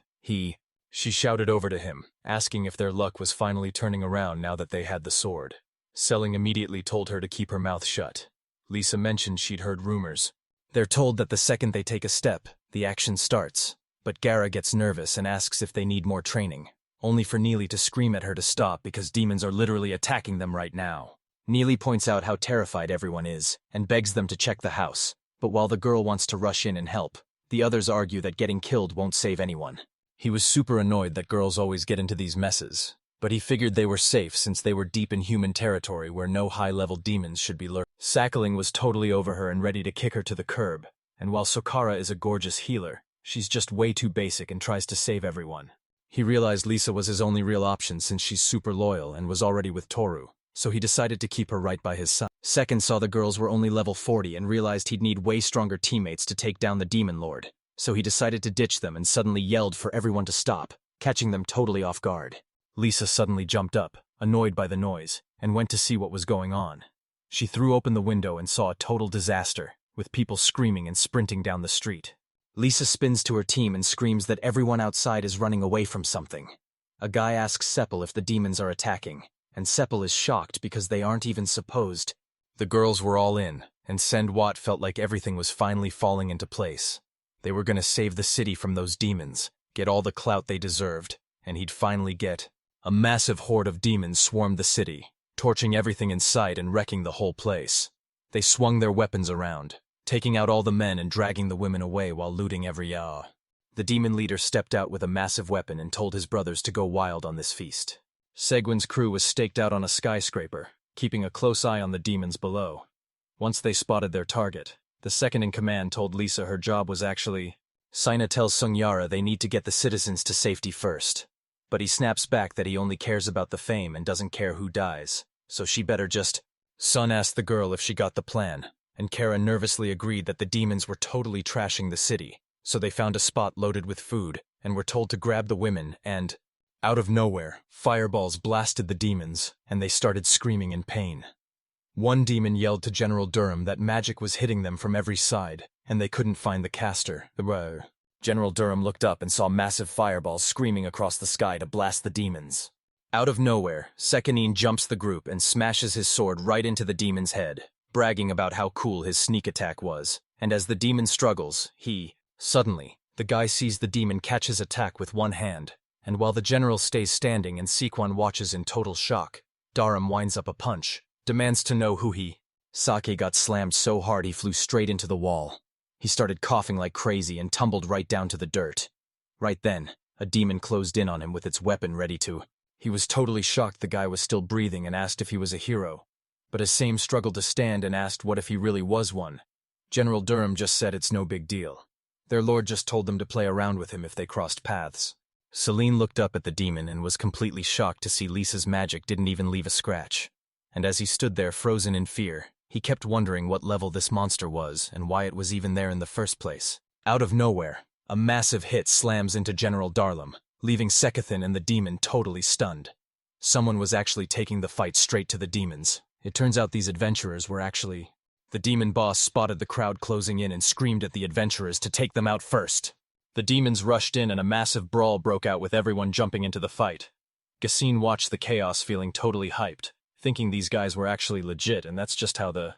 Sajin spotted someone else and realized the city wasn't just full of A-ranks. There were actually S-rank adventurers here too. The crowd rushes the demon boss, yelling that he's finished, but the demon just mocks them and tells them to bring it on. One adventurer swings his sword to unleash a massive tornado attack. The demon boss dodged every single hit so fast he didn't even have a scratch on him. The girl in the hat was totally stunned. He yelled that her magic didn't... He went for one more swing, but a demon sliced him right in half before he could even react, and the demon leader just stood there with his weapon, calling the rest of the group total weaklings. Out of nowhere, another strike rips through the air as a tiny adventurer stands before a demon that won't even flinch. The guy looks up at the monster in total shock, but the demon leader... One line out. Preserve the sequence exactly. If I treat the whole block as one line, I provide one line. Let's try to make it even more YouTube. She hit the dirt totally confused, wondering why her attacks weren't doing anything. By now, the demon was right in her face with a massive smirk. He asked her what was wrong and... The adventurer was so terrified she actually peed herself, making the demon burst out laughing, while the general just called her disgusting and told his soldiers they could do whatever they wanted with her now that she was caught. The demon swarmed the girl while General Darm hunted for the hero, spotting Sefin trying to walk away before the demon leader rushed over and smashed him into the wall with a massive kick. The guy let out a massive scream, and the demon just mocked him, asking if he was seriously trying to run away. He looked at Sen and asked if he was even a real hero, calling him... The demons start cracking up as the general mocks the guy for thinking he can win at a pathetic level 63, calling Sexton a total fool and asking if he's lost his mind while the second was absolutely fuming and ready to make that demon pay for mocking him. But right as he went for the kill, Herker suddenly slammed a fist into General Darham's head while screaming, "Second!" She whipped around and yelled for him to get up, while Sokara rushed to heal him and Lisa tried to keep him chill, all while Same was screaming about where the girls had been and why they were so late. Sakin was just thinking these girls were totally useless when a wild idea hit him, so he pointed at the monster and told Sawara it was all hers now, leaving her completely shocked until he... Saren jumped up and yelled that no one could argue because he's the hero and his life is the priority, leaving the girls totally baffled and asking what the plan was. Right then, Neely shouts that she'll find a way, so Sain leans on Solara and Lisa to stand up and screams for her to buy them some time to escape. She tried to land a kick on General Dharma, but he caught her leg effortlessly and told her she was nowhere near his level. While she was still in shock, the demon leader slammed her into the... He glances back at the girl one last time and says goodbye in his head, totally over her constant complaining. While General Durham and a horde of demons pin her down by the legs, she desperately screams for...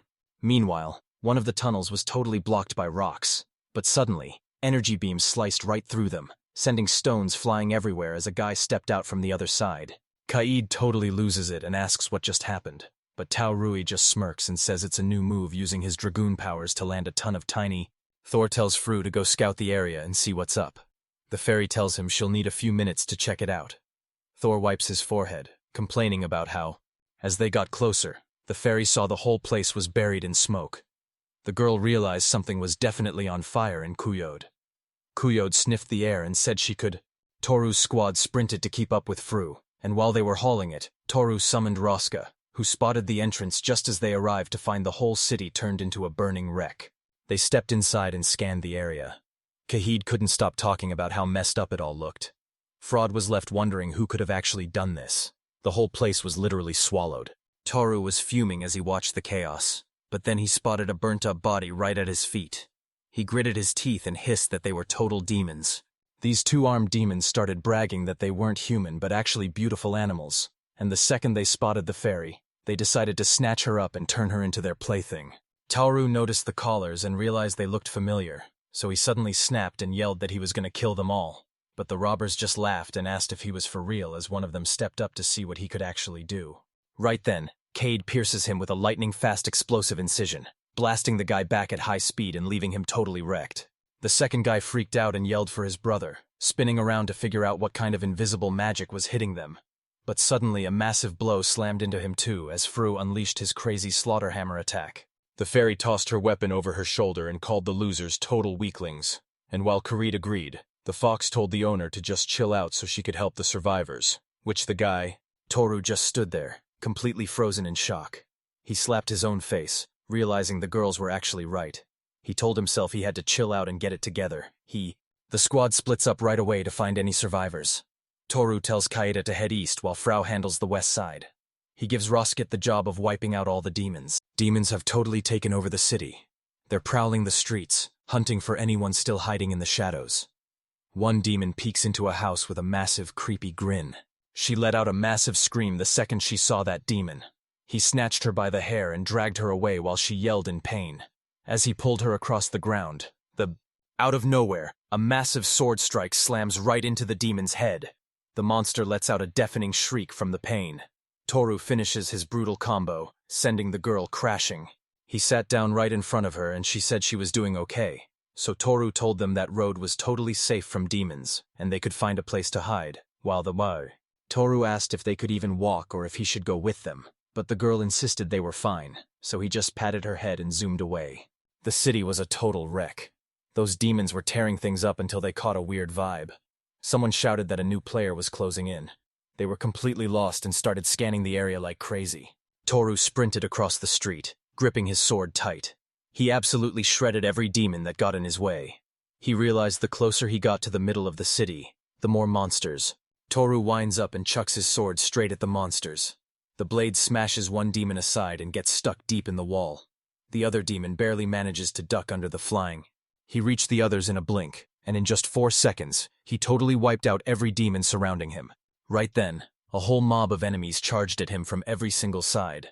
Toru let out a massive swing, and a split second later, he landed a flurry of hits that smacked every single. The city guards stood there with their jaws on the floor after he wiped out every single demon in the blink of an eye.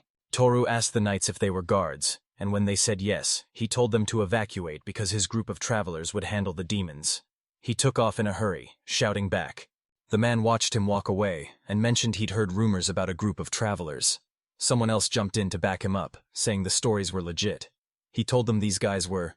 Suddenly, a messenger sprints in yelling that the east is a total graveyard, and before Dharam can even ask what's going on, another demon screams that the west has been wiped out too.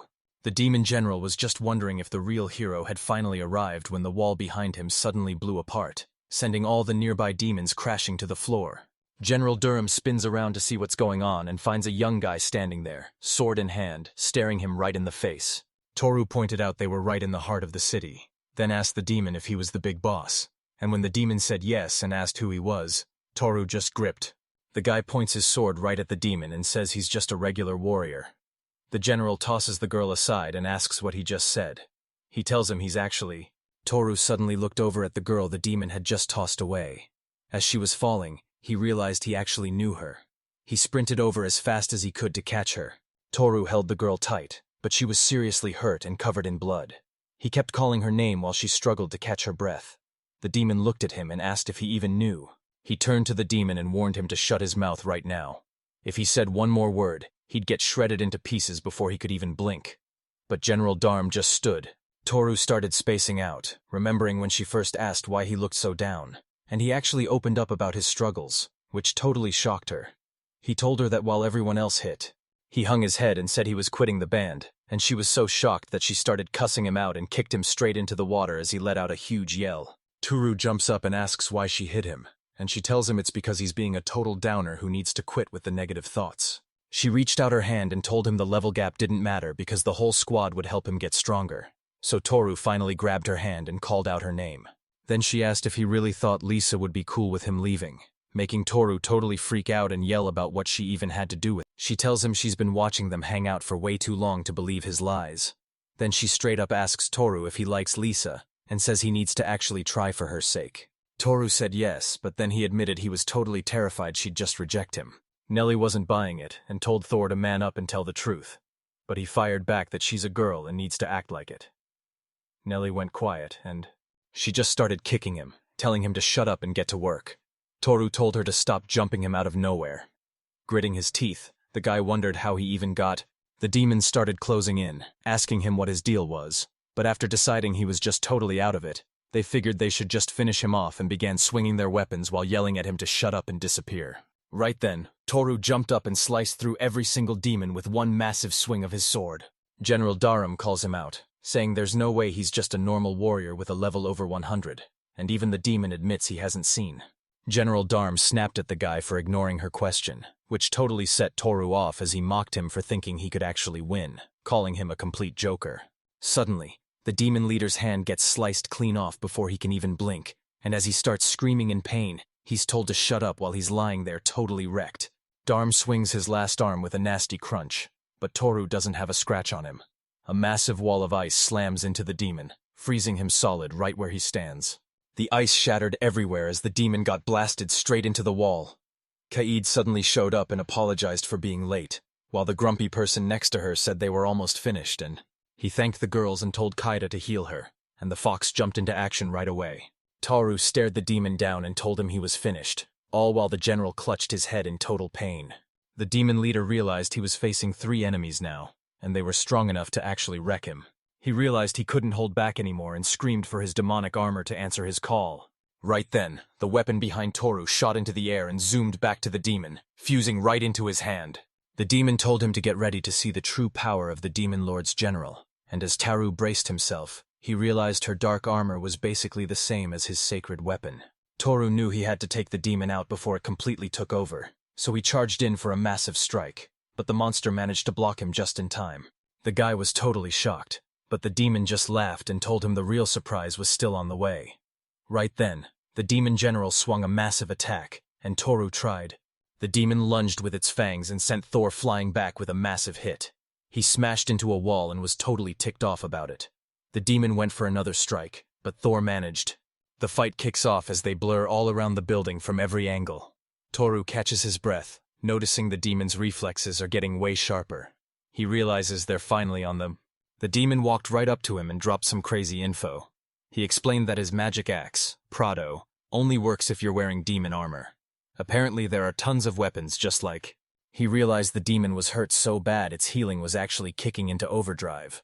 Then the general chucked a massive rock at Tora while bragging that his weapon boosts his power by 30%, but he screamed that he finally hit level 195 and let out a massive blast, forcing the girls to shield themselves from the insane shockwave. Frau yelled to Kaid that the enemy was actually super strong and asked if they should help their boss, but the fox just smirked and told the newbie fairy to stay back and watch. It's all because their owner is the strongest person alive, and as Toru blocked the demon's strike, the general freaked out and demanded to know who he was while Toru held his. He gripped his sword tight and took a massive swing, sending the demon flying back. The general didn't even move, but Toru started closing the gap. He figured the demon had. He couldn't believe how big and fast the demon was, and his fighting skills were totally next level. It was easy to see why he was a general. This demon wasn't planning on.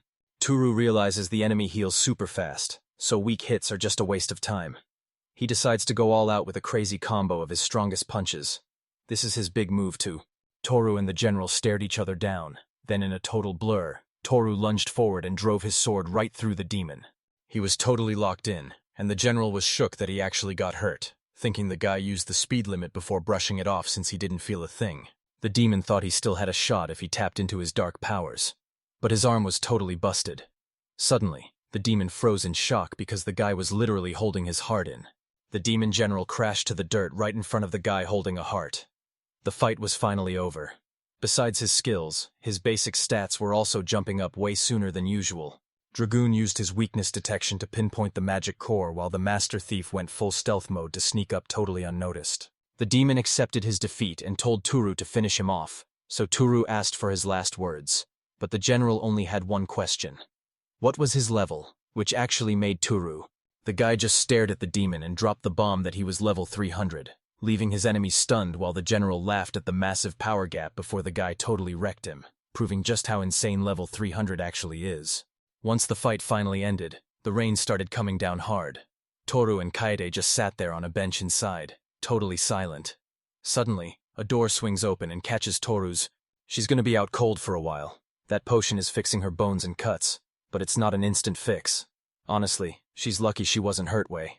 Toru stepped into the room and walked right up to the bed where she was lying totally knocked out, and after checking her over, he grabbed a chair and sat down right next to her. He noticed her broken arm was already totally healed. He never actually thought those potions would come in handy. He was just super glad he'd only sold a few of them. Toru's relieved the girl is safe, and Kaede points out how peacefully she's sleeping. He turns to thank Kaede for her incredible magic, but she just gives a shy smile and the girl asked if she could use her assessment skill, and once he gave the green light, Cade scanned her and immediately freaked out, rubbing her eyes in total shock before telling her. They stepped into the hallway to talk, and once Casey dropped the bomb about the brainwashing, the guy was absolutely floored. She explains that because of her high status, someone likely used magic to mess with her mind, and the guy stumbles back in total shock, asking if she's really been brainwashed. Toru had no clue who could pull off something like this, until a certain guy's face suddenly flashed in his mind. He was in total shock because no matter how bad things got, he never thought a childhood friend would actually do this to him. Kayade walked over and tried to get her master's attention. She walked off, leaving him standing all alone in the hallway. Toru just stood there, unable to stop thinking about her. Man, if he only knew things were gonna go down like this. Morning finally rolls around, and while Kaide and Panta are totally crashed in chairs by the door, Toru is still right there by the bed when she finally blinks her eyes open. Kaede jumps up to see if she's finally awake, and when she asks where she is and calls his name, Toru yells out super hyped that it's really him. She just stared at the ceiling in total silence until he helped her sit up, and Toru warned her to stay still so her wounds wouldn't rip open. She nodded and sat there quietly. He asks if she's talking about Sahana, and she explains that since the demons were way too strong, Sahana ordered her to hold them back, but she can't stop thinking about. The girl locks eyes with Thora and calls out his name. Neely asks the guy what the heck is wrong with his face. Neely asks if it's really so bad to be useful. Toru stayed quiet for a second, knowing the truth would totally wreck her. But he couldn't just stand there anymore and told her straight up that she was brainwashed. Nearly just looked away and took the answer, but then she immediately started gushing about how much she loved Sang-in. She could tell her thoughts were getting all twisted, and it felt super weird to her. Taru, Kayade, Frau, and even Pante were totally stunned by what was happening. But then Toru went dead silent and realized the only way to save her was to end her life right then and there. Toru set down the ultimate curse-breaking potion right in front of her, and since the doc says it's the real deal, she'll feel way better the moment she drinks it. He warns that if her brainwashed self acts too different from her real self, her mind will break and she'll end up going completely crazy. He left the potion and told her the choice was totally hers, but if she didn't use it, she had to return it. Guy stood up and promised to give her some space. Then, the guys head out into the hallway where Kairi asks Toru why he isn't getting some rest since he looks totally exhausted. But Toru just brushes it off, saying he's fine. Suddenly, a massive scream rips through the air, making the guys jump. They bolt into the room to see what's going on. She's thrashing around on the floor, holding her head. Katie sat right next to the girl and told her to hang on. Then while Neely kept screaming, she hugged her head and blasted her healing wave skill. She finally started to chill out and get her head straight. Toru looked at the empty bottle and realized she'd chugged every last drop. Kaide was busy helping her stay calm. With tears streaming down her face, she shut her eyes tight and screamed for him to look away. Toru stood there, completely shocked. The girl started crying about how she was ruined now. Toru didn't even flinch, but the girl was totally spiraling, crying about how she betrayed her boyfriend and didn't deserve to live, until Toru finally snapped and told her to. Toru tells her to stop being so hard on herself because to him, She's still the same girl he's always known, and he promises to stay by her side forever. He stepped out of the building, took one last sad look back, and kept on moving.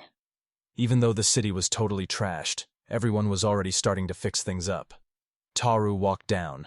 Guys were hauling logs and checking to see if everyone had enough wood. Kids were running around and having a blast. Even the nearby cities were totally down to share their supplies. This was huge. He was blown away by how tough everyone was, because even after that disaster, they didn't give up and were already planning their next move.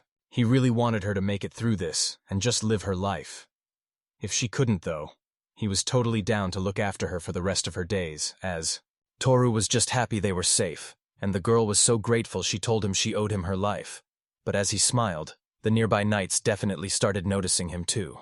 The knights asked if he was the leader of the travelers and the hero of Armand, and Toru confirmed it, realizing he'd totally forgotten he even had that title before they thanked him. Everyone swarmed him, yelling that he totally saved the city from those demons, and while the knights showered him with praise, Thor just felt super awkward and told them it was no big deal. Everyone in the city suddenly realized the guy who saved them was standing right there. One person even shouted out that they'd seen him with their own eyes. A huge crowd swarmed the guy and started. Toru was seriously thinking about throwing in the towel since he felt like total trash. But he still asked the locals if they needed help building the city, and even though they said yes, he told them not to sweat it because he'd feel super guilty if he didn't help. So the villagers finally gave in and asked Toru to help move some heavy wood and stones since they were short-staffed, and he was totally down for it. A week later, she tells the guy he's cute, making Toru stop peeling his apple to ask what she's doing, but she almost just says it's just because. She admitted he was trying to save her, but his kindness was actually making things worse, so Toru just handed her the peeled apples and told her he totally understood her. Toru says he's just holding them back, but Neely is too worried to let him leave and convinces him to stay. Her kindness actually stresses him out, but then Gali laughs and Toru told her straight up that he wasn't quitting, so she shouldn't give up either. The girl didn't say a word at first. She just set her bowl down and She asked if they were finally calling it quits, and when Toru said yes, the girl confessed her heart was totally shattered, and she was just done with adventuring in life. She looked down and whispered that all she really wanted was to be with her parents again. Then she turned to him and asked for one last favor. To help her make the best memories ever before it. He suddenly grabs her hand and tells her they're leaving, which totally catches her off guard since it's so sudden. When she asks where they're even going, he just says Toru eventually takes the girl to a servant shop and asks for a contract between them, which totally catches her off guard. She tells him that if she's gonna be his servant, he better not treat her like trash, so he tells her to relax because they follow strict rules, starting with a brainwashing check that Neely snatched the guy by his collar and demanded to know what he was up to, asking if Toru was just making a fool out of her. Toru looked the girl right in the eyes and told her she wanted to die, making her freeze up instantly. He told her he wouldn't force her to do anything if she didn't want to. But in exchange, she had to promise him that she would keep living. Toru then asked if the girl was sobbing and saying she wanted to end it all, so Toru told her that if she really had no future left, she should just become his servant instead. She screamed, asking if Toru was actually a demon, but he just told her she could call him whatever she wanted, saying that if she regretted betraying him, then that guilt was her punishment. Toru said that this would be enough for him to keep his childhood friend from dying. He said that as he sees it, the guy is not strong, and he has no other choice. She smacked his shoulder and told him he's straight up the worst. Then she said Toru is actually the most trash guy out of everyone. She kept walking away with a huge. Toru mentions she looks happy, which totally shocks her, so she asks if he's actually serious. He reminds her that being a servant is just a title, and she shouldn't take it. She just smiled and said she was super happy to finally have a connection with a guy, even if it wasn't a big deal. Toru looked her over and asked if that weird flushing thing had messed with her brain. He even offered to take her to a doctor to make sure she was okay. She just shouted back that he already. Khalid was super hyped and asked her if they could hang out tomorrow. The girl suggested that everyone should go out and grab some fresh new clothes. Toru was totally down for the idea. The guy apologized for tossing the ripped clothes, and just as Neely started to complain, Khalid shut her down saying the deal was already made. Nipari then explained that Sagin stole all her cash. Toru told Alfie that even though he didn't look rich, he had plenty of cash to get the girl everything she needed, and when Noak acted surprised, Toru just reminded. Toru thought about it and told the girl that since she's his servant, she's totally allowed to look after her own squad. She literally laughed in his face, sarcastically asking why he was being so nice, and Cade thought it was hilarious too. She was just trying to mess with him, but he was actually getting... A bit later, they headed into the city, and Toru's squad was shocked at how fast the place had bounced back as they walked through the streets. Out of nowhere, a shopkeeper shouts a friendly hello at him. The guy tells him they just got a fresh batch of veggies in stock. He even promises to hook him up with a sweet discount. She smiled and told him he was totally welcome since everyone there basically owed him their lives. But Toru just awkwardly admitted he hates being the center of attention. Proud flew straight to the counter, hyping up how amazing the buns were, and Toru immediately offered to buy some. The crew kept walking down the street. Everything around them was totally chill and quiet. They were all just vibing and feeling relaxed. Toru looks at Kaida and tells her she's doing an amazing job for finally getting her to step outside. Kaida just says that rotting indoors all day definitely won't help her get... Kairi admitted she was feeling super unsure of herself, but then she remembered him asking if it was really that crazy for a master to care about his subordinate. Toru nodded and told her he was seriously grateful for everything. But Cade just shrugged it off as they walked, saying it was literally her job to help him. She kept going, telling... Tora flashed a grin and admitted Kaede was totally right, just hoping she'd be okay. Kairid flashed a smile and said that since Neely is so important to him, she's important to her too, so they all hyped each other up as they headed straight for the clothing store to help out. They finally hit the shop, and Kaede and Neely rushed out to apologize for keeping the guy waiting. Kayade grabbed her shoulder and asked Thor if the outfit looked good, but Neely felt like she was wearing someone else's clothes. Toru just tells her she looks totally awesome in it. Kaede gives him this super intense stare that makes him jump. Toru throws up a thumbs up and shouts that she actually looks like a... She gave him a super awkward thank you, so Toru promised he wasn't lying when he told her that girls rarely wear such fancy clothes, and that they looked amazing on her. Kairid gave him the biggest puppy dog eyes and asked for a compliment. Then a Frau popped up wanting some love too, so Toru just shouted that they all looked awesome. Troop asked what the plan was, so Karid offered to lead the way, and once Taruz gave the okay, Kaede grabbed her and started moving, only to find out the fox girl was... A little later, they finally hit the oasis pool, and the place was absolutely packed with people having a blast in the water. Frau sits on the edge and yells that she's going first before diving right in, and while Toru screams for her to stop, Neely laughs about how hyper she is until Toru thanks Kaede for grabbing his awesome swim trunks, and she brags that nobody gets her master like she does before asking if she can talk to him for a sec. Kaede grabs the bottle and asks Toru to rub some sunscreen on her. Toru is completely caught off guard. Like her? She explains that she can't reach her. The girl laid down and told him her back needed more work since it was totally exposed. Toru promised he'd give it his best shot. Meanwhile, the other girl watched from the side, rooting. The dude squeezed a bit of sunscreen onto the girl's skin. Kaede smiled and said it felt nice. Toru started rubbing the cream into her back. Toru was totally caught off guard by how soft her skin felt. He was seriously struggling to keep his cool in a situation like this. Plus, he couldn't stop thinking about what that shady... Toru suddenly remembered the guy's explanation. The contract forces servants to obey every command, but it doesn't mess with their actual thoughts or feelings at all. As Toru rubbed the cream in, he realized Kei was doing all this wild stuff on purpose just because she felt like it. He took a close look at her backside and realized she was going to get a total sunburn if he didn't put something on her. He reached out his hand, telling himself he was just doing it for... Right at that moment, he screams for the guy to stay away from her and nails Thora right in the face with a massive kick. They scrambled up to face her, and the guy thanked her for keeping him from losing his mind. But while Kaede said she didn't care, Neely shut them down and told them to stop. The guys figured they'd have way more fun joining Fru, who was already splashing around in the water with Pante and the other girls. Toru and the girls dove into the water to splash around and even got a hype game of water volleyball going. Nearly climbed out of the water and told Toru she was totally wiped and heading off to bed. When Toru asked if she was actually doing okay, she just flashed a big smile and told... Kaede swims up to Thor and tells him she's still feeling pretty sick, asking him to stay with her and the girl.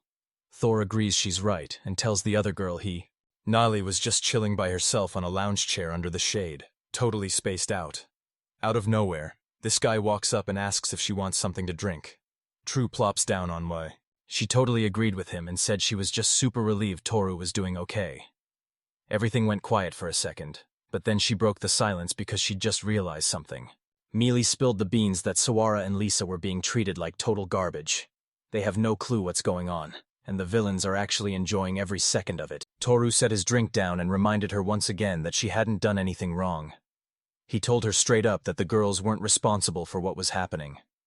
This was all. He told her to leave it all to him since he was covering the bill. Then Toru stood up and reached out his hand, telling her to forget her worries and just focus on having a... She looked at his hand and grinned, totally agreeing with Toru as she grabbed on and they both sprinted back to the rest of the gang. A whole week flies by, and the guys finally make it back to Armand, but Toru is still double-checking if they're really sure they shouldn't walk the girl to the village. Nellie said getting her to Armand with a carriage was plenty, but the knights shouted they'd die to protect any friend of Lord Toru, so the guy told them he was counting on them. She asks Toru how his squad became the country's big heroes, but he just shrugs and says it kind of happened by accident. Then he asks what her plans are for the village. She told him that eventually, she'd forget everything and finally be happy again, and Toru was just so relieved to hear her say that. She told him it was time to say goodbye, and he agreed, while Panta stood right behind him, barely holding back the tears. Nearly turned to Frau and Panta, shaking hands with the fairy and saying she'd never forget meeting her and becoming friends. The girl thanked them for all the support, so Frau, Meili thanked Kaida for always having her back, but she knew she had to finish this journey alone, and Kaida just gave her a supportive smile. Out of nowhere, Neely rushes over to Kaida and leans in to whisper something. The fox girl tilts her head to catch every word. Neely asks her to please look after Toru. Kaid just smiled and told the girl not to stress. Then Neely called out to Thor. Thor stayed quiet for a second before asking her one more time if she'd join their squad, telling her they'd be hyped to have her. Nearly almost told Thor his offer was great, but she felt like she didn't deserve to be with them, and said her mind was made up a long time ago. Sakin just gives a little smirk and says, "Who knows?" like he's totally over it. But then Neely grabs his sleeve with tears in her eyes and begs Solara for help. Toru grabs the girl's shoulders and promises to help, but when he asks about Lisa, she gets nervous and says that even if he breaks the curse, the memories might be way too much for Lisa to handle. Toru scowled and explained what he'd figured out. Then she called the guy's name and asked if he still had feelings for Lisa, but when he just asked, "Who?" this guy started saying things he didn't even understand, telling me he used to be in love but now he's just totally lost. She almost blurted out that it was good Thor was in pain, and even though Toru knew she was probably right, he still wanted to step up and help the girls. She looked him right in the eye and told him he was their only hope. He told her she already knew that, and Toru promised that as their best friend, he'd save the girls. They shared a quick fist bump, then she hopped in the cart and took off while the tourist team watched their new friend go. Nearly was just chilling in the cart when she suddenly jumped up and started waving to everyone behind her with a huge grin. She shouted goodbye to Thor and the girls, and Toru, Kaede, Frau, and Pante all waved back with massive smiles, yelling that they'd definitely see each other again. The cart finally vanishes over the horizon, leaving the guys all alone as Toru and his crew keep pushing forward on their epic journey.